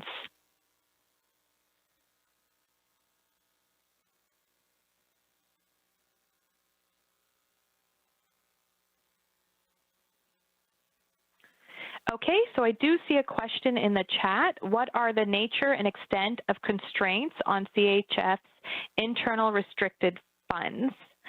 I'm going to call upon Valerie if she would, I know she's in the green room, so if we can move her into the, onto the stage, that would be great. So if everyone can just hold on for a second, we have another virtual room where people are waiting in case I call them on. And so we're just going to have to bring Valerie from that room onto the stage to answer some of these financial questions. Trust me, you won't want me to answer these questions.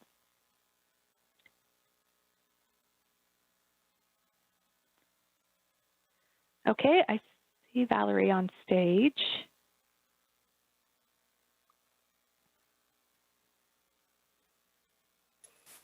Yep.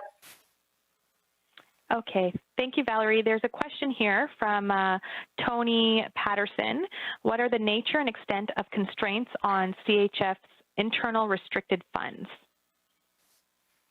Angela, I'm going to ask to be a little more specific on which internal funds they're requesting. Okay, so Tony Patterson, who asked this question, if you could just enter into the chat specifically what internal restricted funds you're referencing, that would be helpful for the auditor in terms of answering your question. In the meanwhile, if there are any other questions that come up, please enter them into the chat now, because Valerie's on stage and she'll be able to answer those. I think Tim Ross, the Executive Director, is here. Tim, did you want to speak to this, or? I can, if it's helpful, because it is a fairly detailed question, Tony, and we can get back to you with the specifics. But broadly speaking, the constraints on internally restricted funds means that there is a board policy that restricts their use around specific uses, for instance, the endowment funds would have a restriction based on a member policy. So they are restricted by board policy or member policy. So I hope that general response is helpful. Okay, and Tony has been very specific that he doesn't have questions on a specific fund. So I think you've answered that question, Tim. Thanks. Great. Okay, I am going to wait a couple more seconds to see if anyone has any questions about the 2020 audit. Okay, I do not see any more questions with relation to this. So I'm going to now ask to open the vote.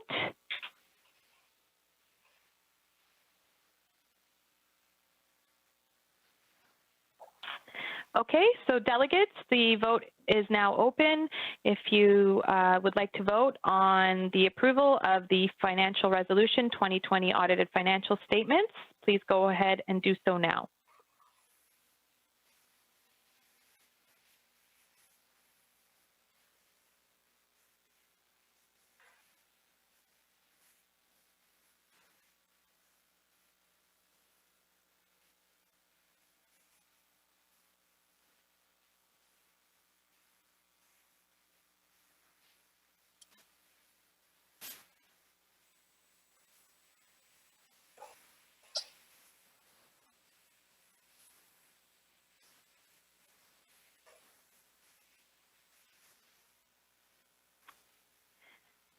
Okay, so there's still a handful of people that have not voted. I'm going to wait a couple more seconds. Maybe they've all gone to review the audited financial statements before they make their vote. Okay, one more.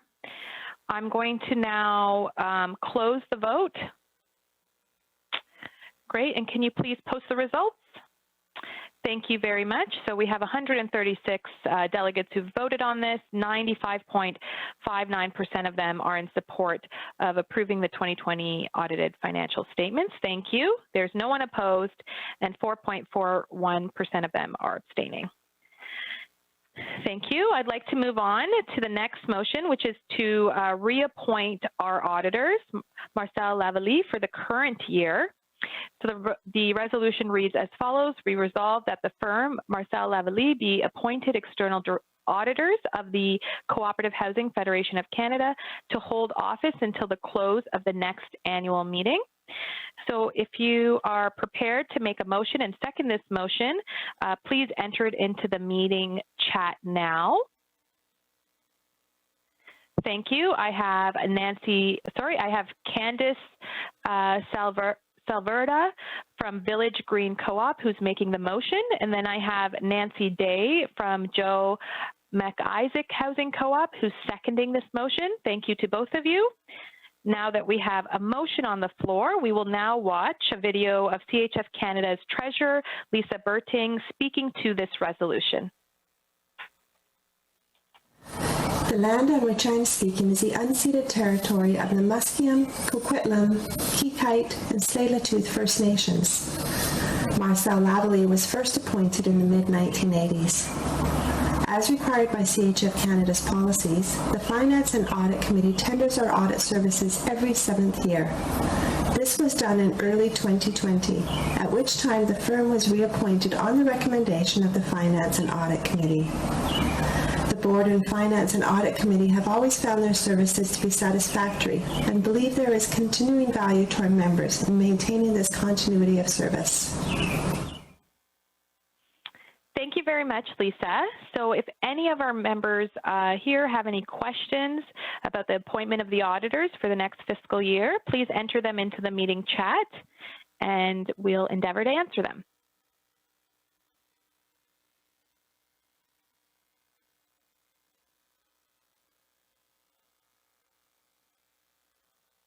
Okay, I don't see any comments or questions about this resolution of the appointment of the auditors for the next fiscal year. I'm going to wait a couple more seconds.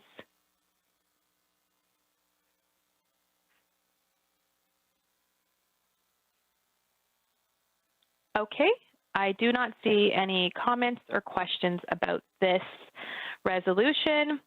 So I'm going to now ask that we open the vote for the financial resolution, appointment of auditors. So please go ahead to the delegates, please go ahead and vote now.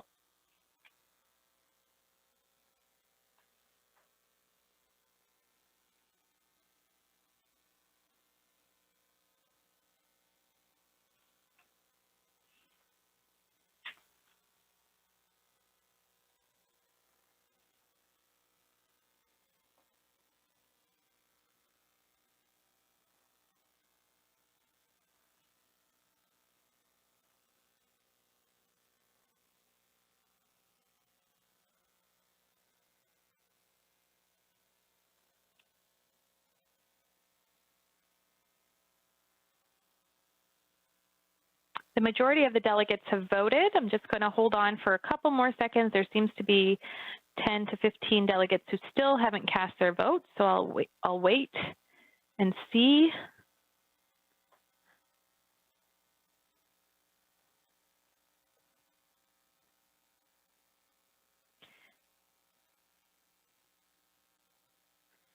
Okay. I do not see any new votes coming in, so I'd like to close the polls, please, and post the results.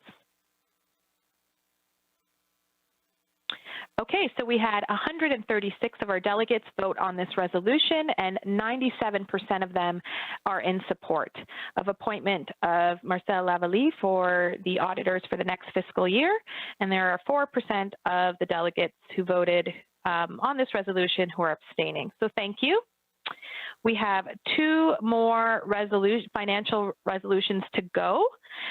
So the third one is on the 2021 budgets and 2022 summary of operating forecast.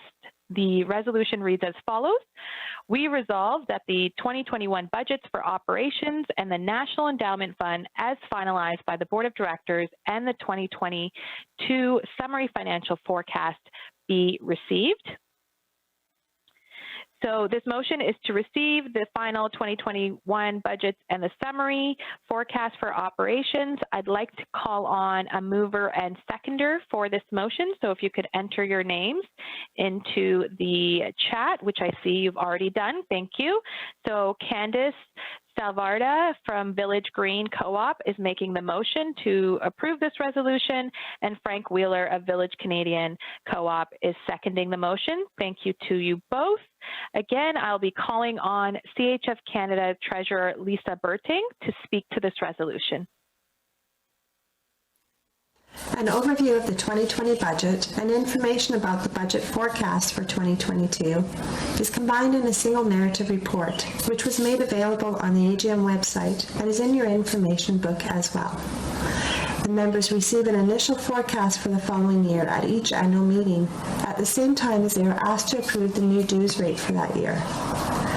As is done each year, the board will finalize the forecast in the fall, following its annual planning session, and will report back to the members on the final budget at the new AGM.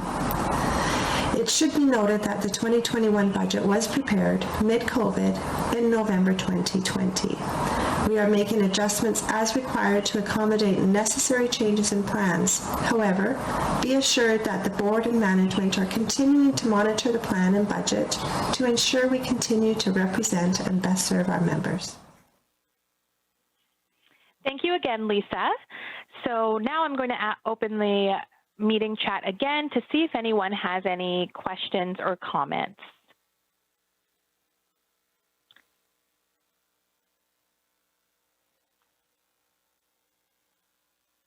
Okay. So the questions and comments are related to this resolution on the receipt of the 2021 operating budget and 2022 forecast.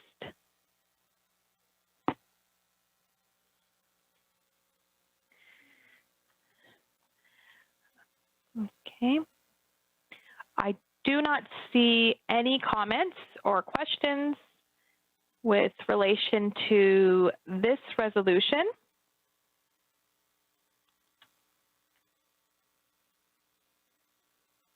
Okay, so I'd like to now close this chat and open the vote.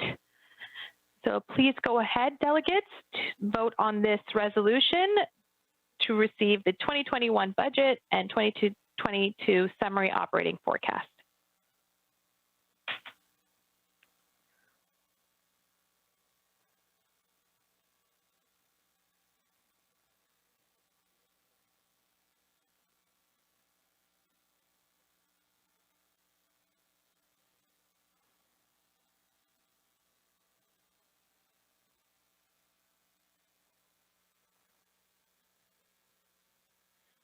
Okay, the majority of the delegates have voted. I'm seeing a couple more people, a handful more people who have not.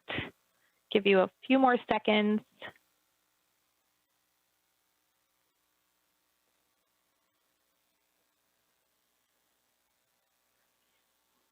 Okay, I'd like to now close the vote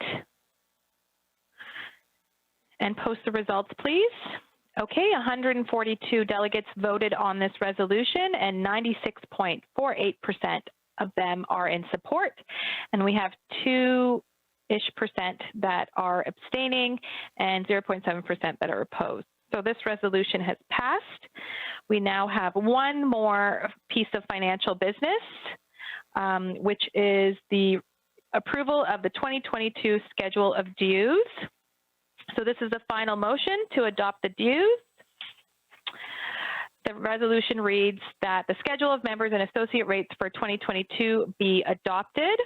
There isn't an increase in dues. They are the same dues for the last year. So I'm going to call on, I'm not going to read out the dues because they're the same and we are way over time. So I'm going to see if anyone would like to make a motion to approve the dues schedule. I see Kathy Bonci from Ramers Wood Co-op. She's making the motion to move, and Leah Minook from Second Lee Minook China Creek is, from China Creek, sorry, I'm hoping the minute takers can get that. She's seconding the motion. So we have a motion on the floor, and here again is another video of CHF Canada's Treasurer, Lisa Berting, speaking to this resolution. The 2020 dues schedule proposes no dues increase for all membership categories. Despite the economic hardships experienced by many due to the pandemic, CHF Canada's finances have not been adversely impacted by the pandemic. Thanks to good governance, sound management, and excellent member loyalty, we finished 2020 in a good financial position, and we expect to do so again this year. We also feel it's important to recognize many businesses and individuals, including housing co-ops and their members, have felt some economic strain as a result of the pandemic. It is for these reasons that we are not asking for a dues increase in 2022. And CHF Canada will make adjustments as necessary so that we continue to provide our members with the full range of services and supports you need in 2022. Thank you again, Lisa. So now that we have a motion on the floor, I'd like to see if anyone has any questions or comments about the dues for the next fiscal year. And to be very clear, they are not increasing. The schedule remains the same.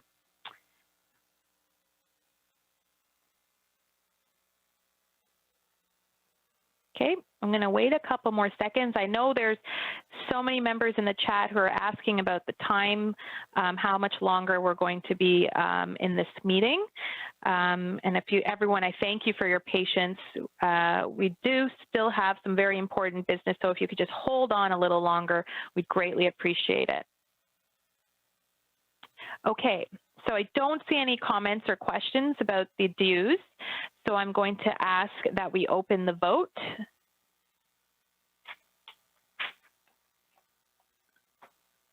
Okay, delegates, please go ahead and vote on the 2022 schedule of dues now.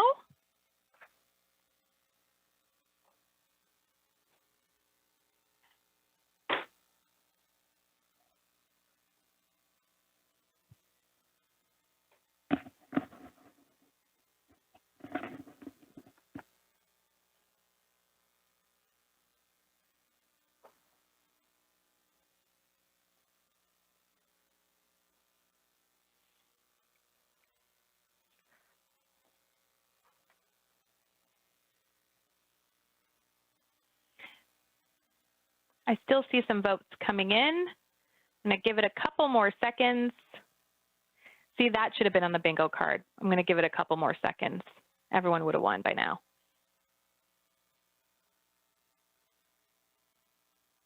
Okay, I do not see any new votes coming in. They seem to be at a standstill. So I'd like to ask that we close the voting poll and post the results, please. Okay, 145 of our delegates have voted on this resolution. 97.24% are in support of the 2022 schedule of dues. We have 2% that are not voting or abstaining and 0.69% that are opposed. So thank you very much to the members for getting through the financial business for this meeting. We're now going to move on to the most exciting part of this meeting, which is the elections.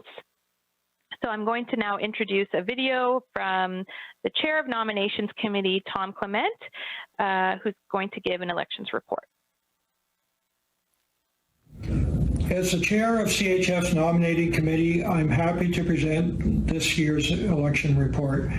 I am speaking to you from the traditional land of the Anishinabe, Huron-Wendat, and Haudenosaunee First Nations in the Dish with One Spoon territory. I'd like to begin by thanking the Nominating Committee. Your 2021 Nominating Committee members are Lisa Berting from BC Yukon area and Dawn Goss, Regional Director for Nova Scotia. We're ably assisted by Tim Roth and Corinne Iter.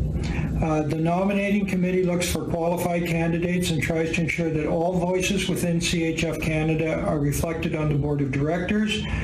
The committee is essential to CHF Canada's governance. This year, as part of the governance changes approved by our members last year, all board seats were open for elections. I will start by announcing the winners of the regional seats and the seat representing the Indigenous communities. For BC Yukon, Cassie Cantrell from Trout Lake Housing Co-op. For Alberta Northwest Territories, Isabel Sioc from Sarcee Meadows Housing Co-op. For Saskatchewan and Manitoba, Carol Heatherton from West Point Housing Co-op. And for the 3 new Ontario positions, Allison Chase from Ramers Woods Housing Co-op, Marianne Hannett from the Cooperative Housing Federation of Toronto, and David McFarland from Bain Apartment Housing Co-op. For Quebec Nunavik, Claude Pepin from CQCH. For New Brunswick and Prince Edward Island, Tanya Von Adler from Island Housing Co-op. From Nova Scotia, Newfoundland and Labrador, Dawn Goss from High Hopes Housing Co-op. And for the director representing the Indigenous community, Tina Stevens from Native Intertribal Housing Co-op.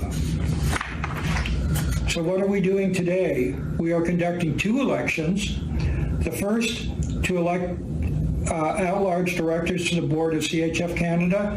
There are 11 candidates for 6 positions. You must vote for 6 candidates. I repeat, you must vote for 6 candidates. The meeting chair will introduce the candidates, and we will watch a short video presentation from each of them. And we will also elect a member of CHF Canada's Finance and Audit Committee. We have 2 candidates contesting this seat. Again, the chair will introduce these 2 candidates, and you will have an opportunity to watch the videos. CHF Canada is governed by and for its members. Thank you all for your participation in our democratic process to inspire, represent, and serve our members in a united cooperative movement. Now, back to Angela.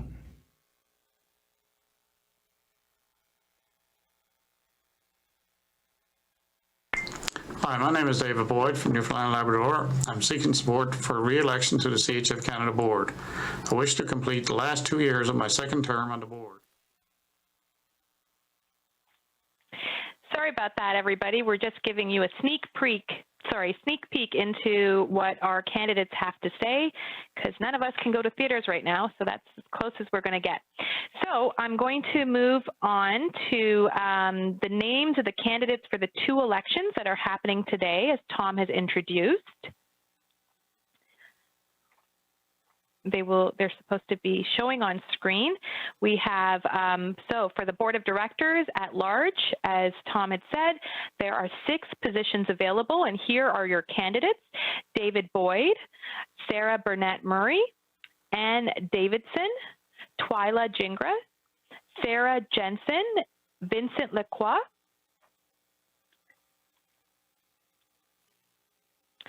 Lindsay Murphy, Dawn Abakata, Sahara Sheikh, Mark Smith, and Nicole Waldron. So those are the candidates for the 6 available seats. So now I'd like to introduce you to the video showing the candidate speeches for the board at large. Oh, sorry. Sorry about that. Mistaken. I also have to announce the candidates for the Finance and Audit Committees and then the video will play all of the candidates for both elections. I apologize to our members for that. So the Finance and Audit Committee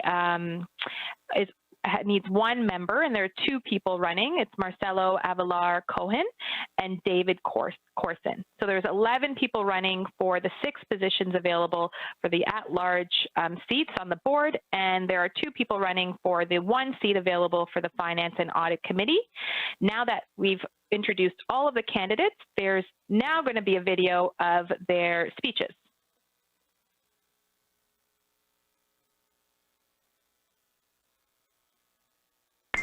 Hi, my name is David Boyd from Newfoundland and Labrador. I'm seeking support for re-election to the CHF Canada Board. I wish to complete the last 2 years of my second term on the board. I serve on the Audit and Governance Committees, and I've been a delegate to the Cooperatives for 16 years. I was on the Governance Committee when we recommended merging provinces, including Newfoundland, in order to give Ontario extra seats and add an extra seat to the large positions, knowing that Nova Scotia was twice our size and that we would really have our combined seat. I have over 50 years working in the housing industry. I have been working with the Newfoundland Federation channel since 2003, doing financial and property management for 13 of the 21 co-ops in the province. I also have been the president of Freedom Housing Co-op here in Mount Pearl since 2004. I have visited housing co-ops in all provinces, plus in Yellowknife and the Northwest Territories. I have a good knowledge of the issues in most provinces. There's a different act in every province, so there's always differences. One size fits all does not apply to co-op housing in Canada. This is a crucial time for CHF Canada with the completion of the merger. We need experience across the country to carry out this new mandate. The survival of co-op housing in Canada depends on the survival and a prospering CHF Canada. For experience and dedication, please vote David Boyd.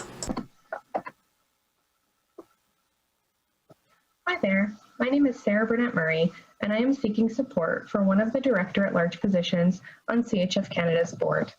Like so many, I've spent the majority of the past year predominantly from home while continuing my work in and staying involved with the co-op sector at a distance and yet ever close. The pandemic has highlighted the housing crisis in Canada, and so often families are forced to make tough choices, such as a place to live or food to eat. Co-ops ease this burden of choice while providing the opportunity for a safe place within a community that they can partake in. Co-ops meet the needs and aspirations of those they serve without forcing choice of one over the other. I've only ever lived in co-op housing, and it's truly a model that I wholeheartedly believe in. Currently, I am president on the board where I live, and I serve 2 Ontario federations, one of which I am president of, and the other I am a senior coordinator for cooperative housing operations within 2 co-ops in the Central Ontario region. I strive to inspire others to learn more about and to embrace the co-op model. I'm a strong proponent of remembering the roots of the movement and keeping in mind the co-op principles which should color every decision made. And I believe that the sector has made great strides in protecting its current stock while advocating for more resources and new development, but there is still much work to do. I would welcome the opportunity to be another voice of support. I appreciate you taking the time to watch this video and to consider me for the opportunity to serve the national housing community on CHF Canada's Board of Directors. Thank you. Hi, I'm Ann Davidson from Granville Gardens Co-op in BC, and I'm running for my last term on the board. I'm currently on the boards of CHF BC and the Agency for Cooperative Housing. I was also involved in drafting the structure that merged in Ontario Council and guaranteed them 3 seats and merged some of the smaller provinces. I want to continue with that work to make sure that Ontario continues to have the same involvement and that we continue to engage with those small provinces. This is an exciting time for the Federation, a brand new board, a new structure, and I think it's really going to serve us well. But we need to keep some experience on this board. As it is, there's only 1 board member elected right now who has over a year's experience, and only 3 standing in this election have more than a year's experience. So I think we need to keep that experience. A few years ago, you agreed to change the terms of the directors to 3 years because you recognized that it takes time to get up to speed, to understand and have knowledge of the whole country. And I think we need to continue that. Directors support each other. We need to bring our knowledge and our support to the new directors so that they're ready to carry on. In this election, Ontario has some good candidates, but I'd ask you to consider voting for some of the BC candidates. We're a thriving federation and are very involved. And also considered experienced candidates from the small provinces. And in the end, I'd like to ask you to vote for me, please. Ann Davidson. Hi, my name is Twyla Gingras. I live at Beaver Creek Housing Co-op in Waterloo, Ontario. I have lived here for 10 years. I have served on my co-op's board of directors for 6 years. I'm currently serving on CHF's board of directors. I would really like to be on CHF's board of directors so I can learn more about co-ops and make a difference. I am passionate about housing co-ops. They are affordable, they build personal growth and community development. Please vote for me. Thank you. Hi everyone, my name is Sarah Jensen and I'm running for a Director at Large position on CHF Canada's board. Each of us has our own unique cooperative story, and that's what drives the passion behind our movement. For me, that story began as a child growing up in Castle Green Housing Cooperative here in Thunder Bay, Ontario, located on the traditional lands of Fort William First Nation, and of course has continued as I'm so blessed to still be living here today.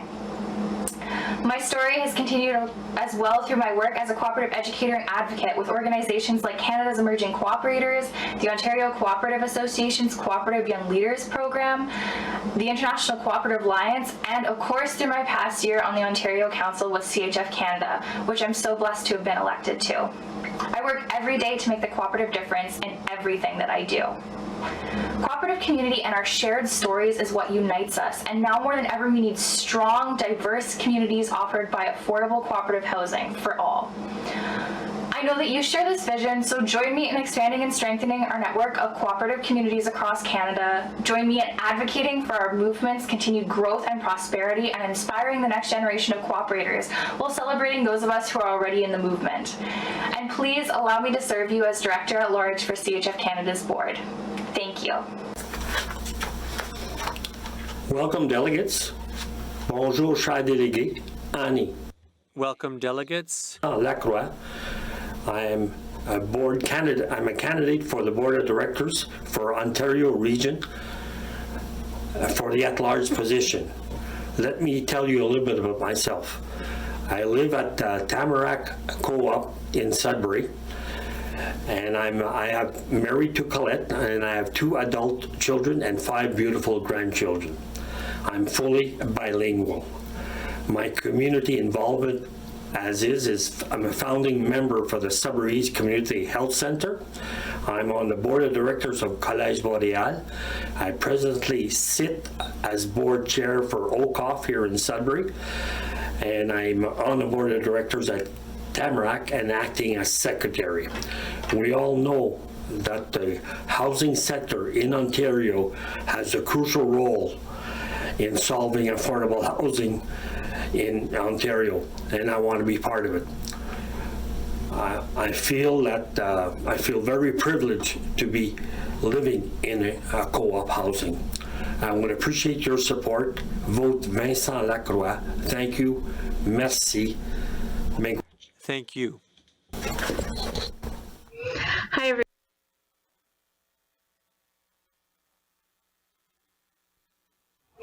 Hi everyone, my name is Lindsay Murphy. I live in Inti Housing Cooperative in Vancouver, British Columbia, on the unceded territories of the Musqueam, Squamish, and Tsleil-Waututh First Nations. I've lived here with my family since 2014 and served on the board for several years. So as a member-managed co-op, I understand what it takes to run a co-op smoothly and also the many challenges that they face. It's also been my privilege to represent you on the board of directors for the past year at CHF Canada.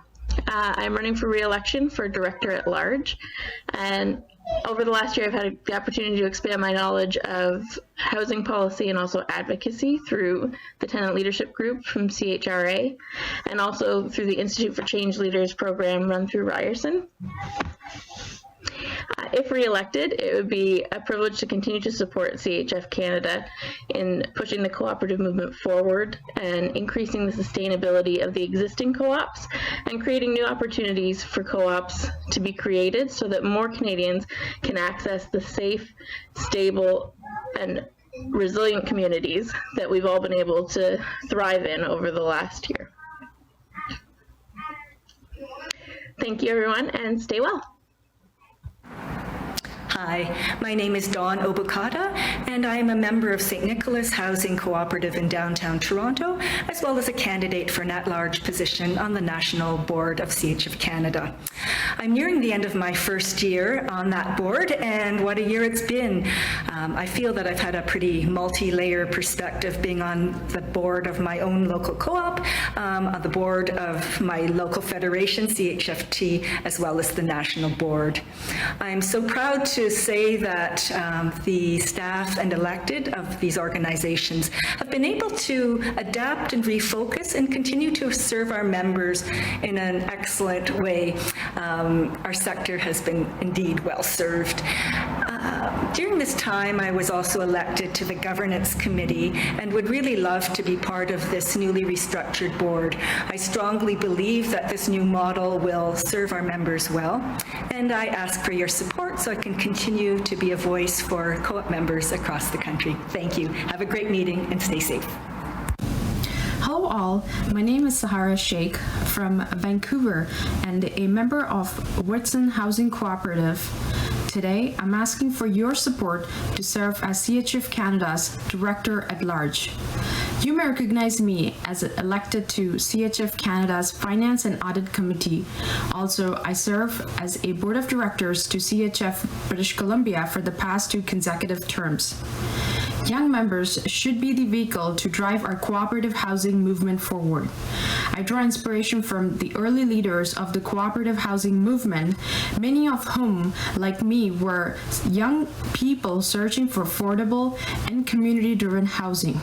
It is my hope that you will give me an opportunity to be your voice and let us share a prosperous and sustainable cooperative housing movement. I am a business professional and hold a Master's of Business Administration in Finance and Marketing.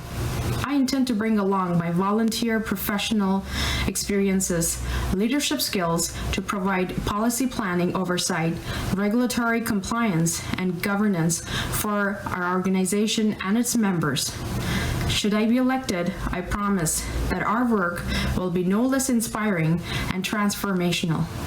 It would be an honor to serve on our national board. Thank you. The affordability gap, the affordability chasm. Right over here, our local gas station was just sold for $50 million. The proposal for the condominium going up means that that developer is going to have to sell every unit for between $700,000 and $1 million. How is it going to fit affordable housing into that equation? Right across the street from that gas station is a 45-story tower. Right beside that, they broke ground on another tower. Beside that, another tower just opened up. All around me, there are thousands of units, 10 developments being built. In that equation, I can count maybe 100 affordable units. This is not going to work. To make housing affordable, we're going to have to rethink how they are built. This is going to take cooperation. There's going to have to be cooperation between every level of government, civic, provincial, and federal, every bank, every developer, and importantly, every community. Communities are going to make this work. Getting the cooperative ideal into the vernacular of every single one of those groups is the only way this is going to work. This is proven. We have 70 years of proof that cooperatives work.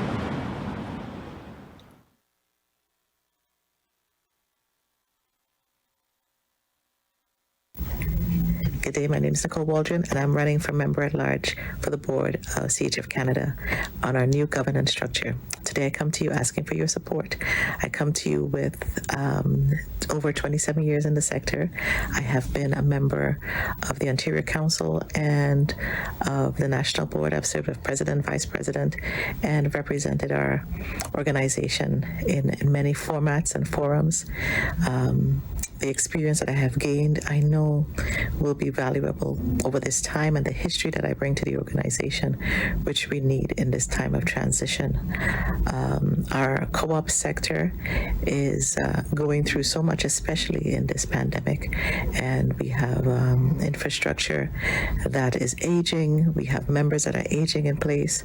We have BIPOC communities that are not being addressed as they should be. And we have a government that needs to continue to fund co-ops.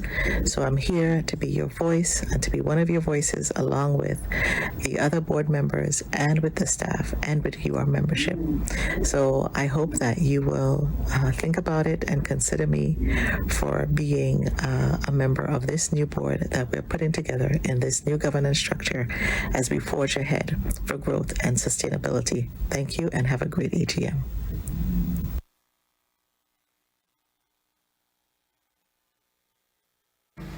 Hello, my name is Marcelo Avelar Cohen. I'm a candidate for the Finance and Audit Committee. I believe in a future with financial security for everyone, where housing will be the first piece of this puzzle, and that aligns with the CHF Canada vision of corporate housing for all. I live at the First Avenue Atlas Village Co-op in Vancouver, British Columbia, where I am a board member for 2 years and the current president. I am pleased to be already on the CHF BC Finance and Audit Committee, and will be a great opportunity for me to be part of the CHF Canada team. I'm also engaged on the Consumer Cooperative, where I'm board member of the East End Food Co-op, a grocery store that focuses on local food, supporting local producers and farmers. It will be an honor to have a position on this committee, and I count on your vote. Thank you very much. Hello, my name's David Corson, and I'm running for the member-at-large position for the Audit and Finance Committee. I have been involved with the committee as the Ontario Council Treasurer for the last couple of years, and I have 5 years' experience total with the Council. So I've been involved with some of the governance at the Council level. I have also had experience on a board for the Students Association of Algonquin College in Ottawa. We managed $84 million in assets. I've worked for companies for 27 years where we had budgets ranging between $10,000 in my early days on up to about $12 million, doing capital projects and other forms of budgeting and doing auditing. I've been an auditor, a certified lead auditor, so I understand the auditing process. I've taught it at the college, so I believe that I understand the topics. I happen to also enjoy them, so if you would consider me, I greatly appreciate it. Thank you very much for your time. I hope you have a COVID-free, cooperative day. Bye for now. So thank you to all our candidates for your great videos. I'm eager to see how the results turn out. So I'm going to just go over your instructions for voting. You will be shown a screen with all of the candidates for both the Board of Directors nominations and for the Finance and Audit Committee. For the Board of Directors nominations, you have to vote for 6 people. So you have to click on 6 different names and enter submit. If you don't, then your vote will not count. For the Finance and Audit Committee, you have to vote for 1 person. And if you don't vote for, one person, again, your vote won't count. So we need 6 exactly for the board and 1 for the finance. When you do vote, and when we get all of the votes, we will not be posting the results right away. On our end, CHF Canada has amazing staff working through the chat and the social feed and all of these other things. And so they need some time to make sure that the slides we post are accurate with the results that are in. So we're going to take some time towards the end of the meeting to announce the results of the election. So you still have to hang on a little longer, but we're almost there. So I'm going to now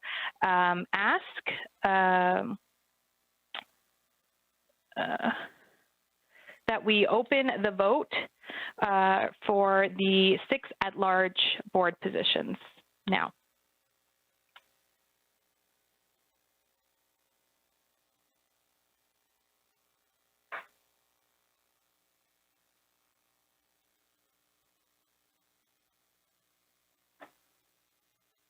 Okay, the vote is now open. You will see all of the 11 candidates. You must select 6 or your vote will not count.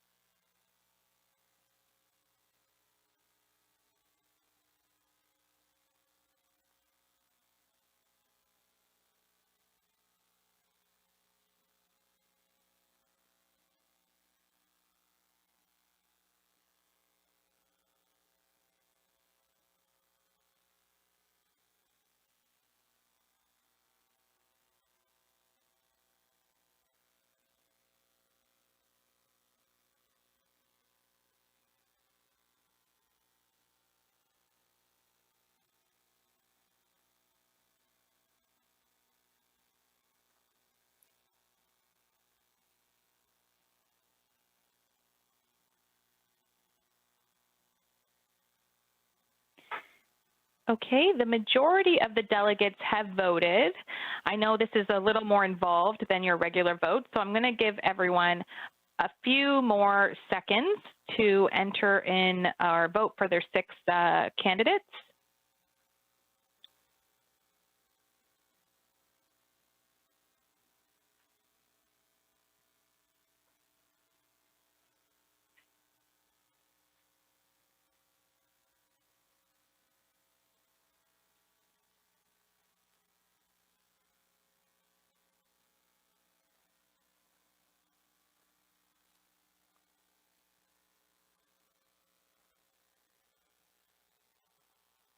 Few more votes coming in, but I'm going to elect to keep these elections open.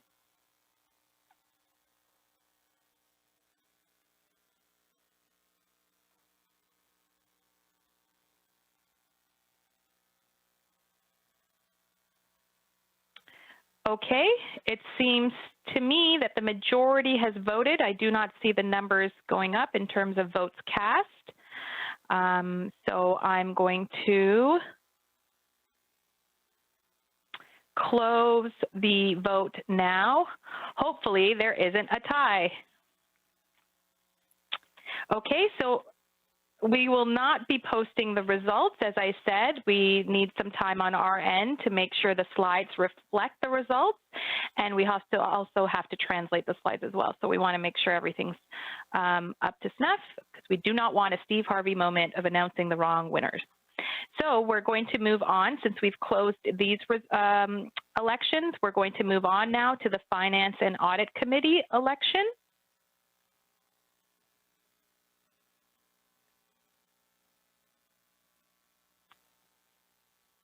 And you can bank on it, people. This will be the last election of this meeting. Okay, so the election for the Finance and Audit Committee member, the 1 position is now open. So please vote for 1 person for this committee.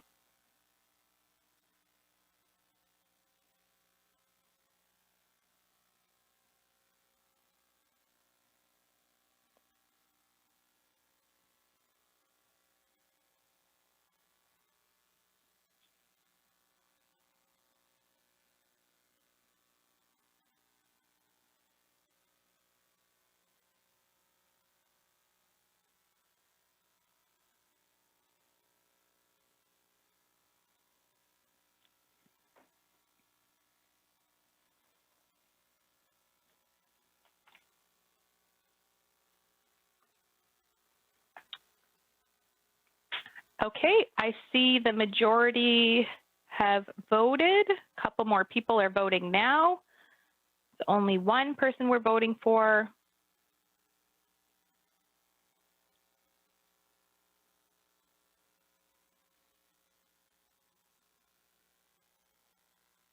Okay, waiting on a handful more people. I'm going to give it a couple more seconds.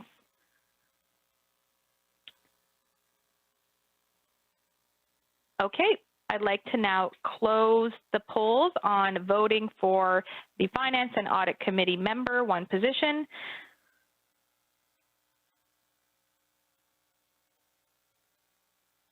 Thank you. So on our end, as we process and prepare the slides for the election results, we have a few items of business before wrapping up your national business meeting. We'd like to say a special thank you to our retiring directors.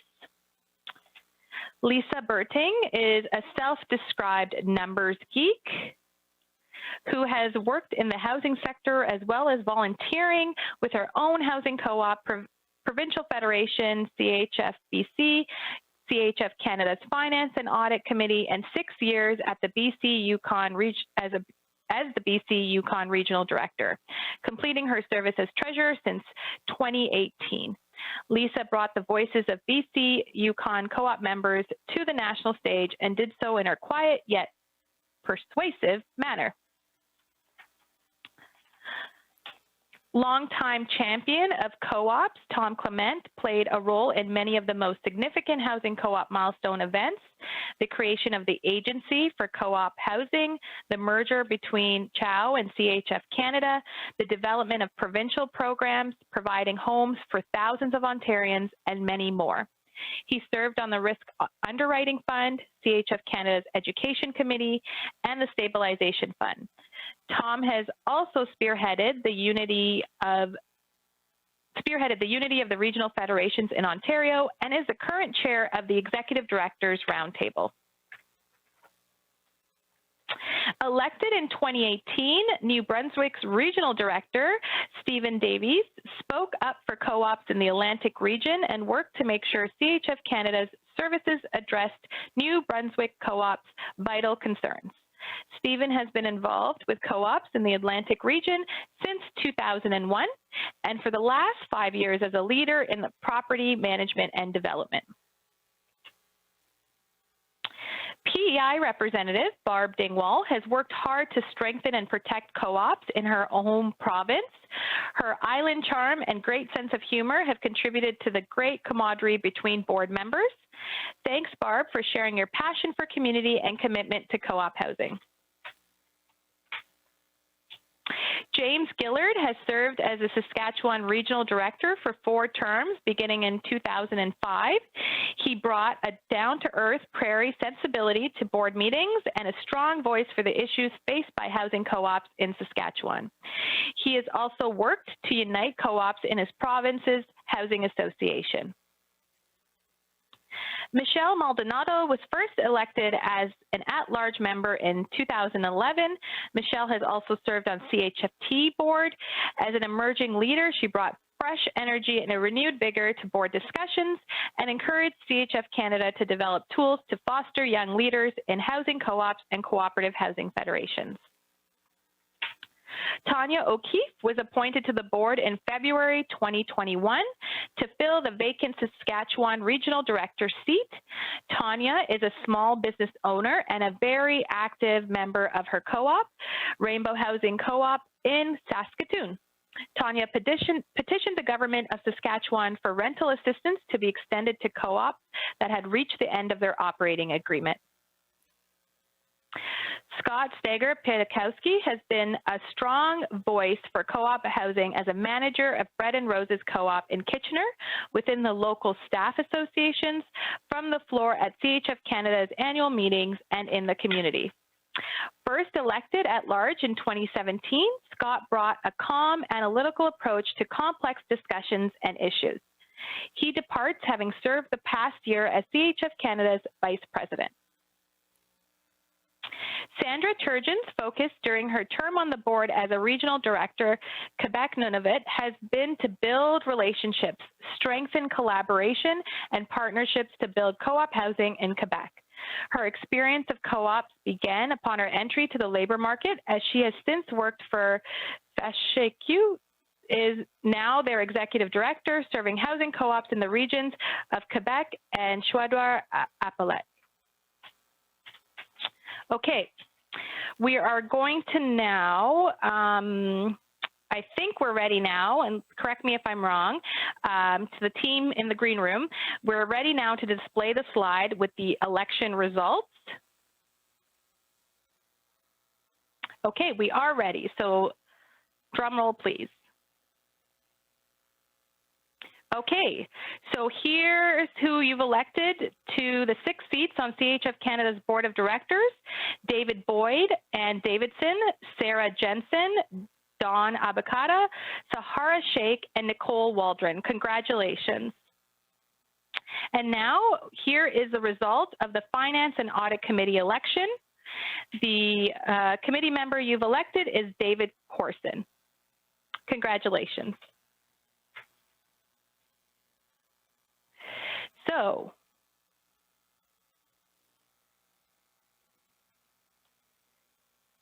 I'm just going to see if we have any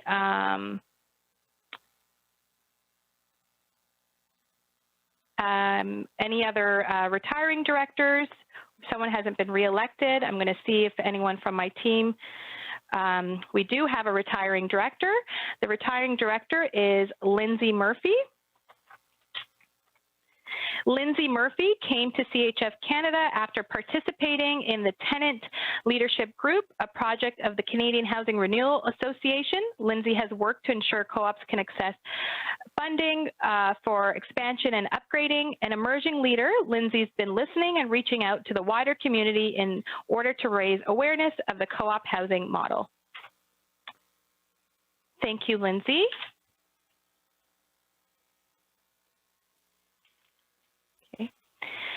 So for 25 years, members and staff from co-ops, federations, and staff associations volunteer to serve on the Ontario Council.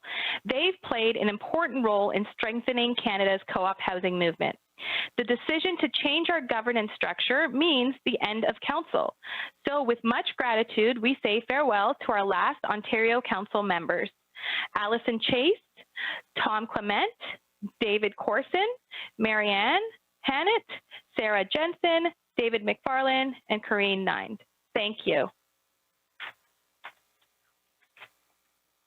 Next up, here we list your 2021-2022 CHF Canada Board of Directors.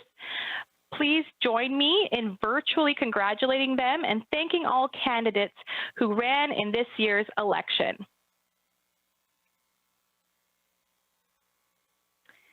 I'd now like to thank the staff of CHF Canada. I know they have put in a ton of work into this, so please join me in giving them a virtual round of applause for pulling together the virtual annual meeting. Good job, team.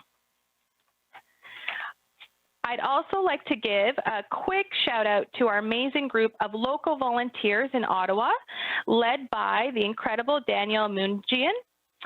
They were our first ever virtual event planning committee, and they made sure the fun would not be forgotten at this year's event. Let's give them a round of Zoom applause.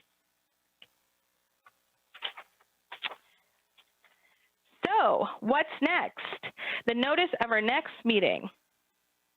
Mark your calendars for June 16th to 18th, 2022, when, if it's safe, crossing our fingers, we'll be back in Halifax. It'll be good to see everyone again in person. We now have a short video to get you pumped for next year's event. You can't keep a great city down. Halifax, full of dreamers, strivers, doers, and believers. As we venture out to experience everything we love about this place, we find a city that's changed but somehow feels the same. Diverse, beautiful, bold. Whether a weekend stay or a week-long getaway, rediscover the heart and soul of a city ready to welcome you back. heart, soul, Halifax.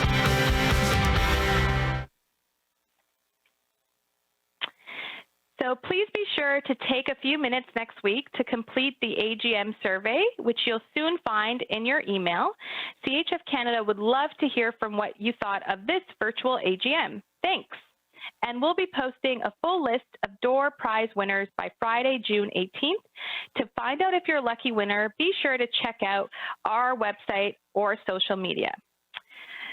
So the last thing on our agenda is the adjournment. So I'd like to adjourn this meeting on my time. It says it's 4:46 p.m. Thank you everyone for joining us virtually. And thank you for all of the CHF Canada staff, the volunteers, observers, delegates. This was a great meeting, and hopefully I'll see you in person next year. Have a great rest of the evening. Bye-bye.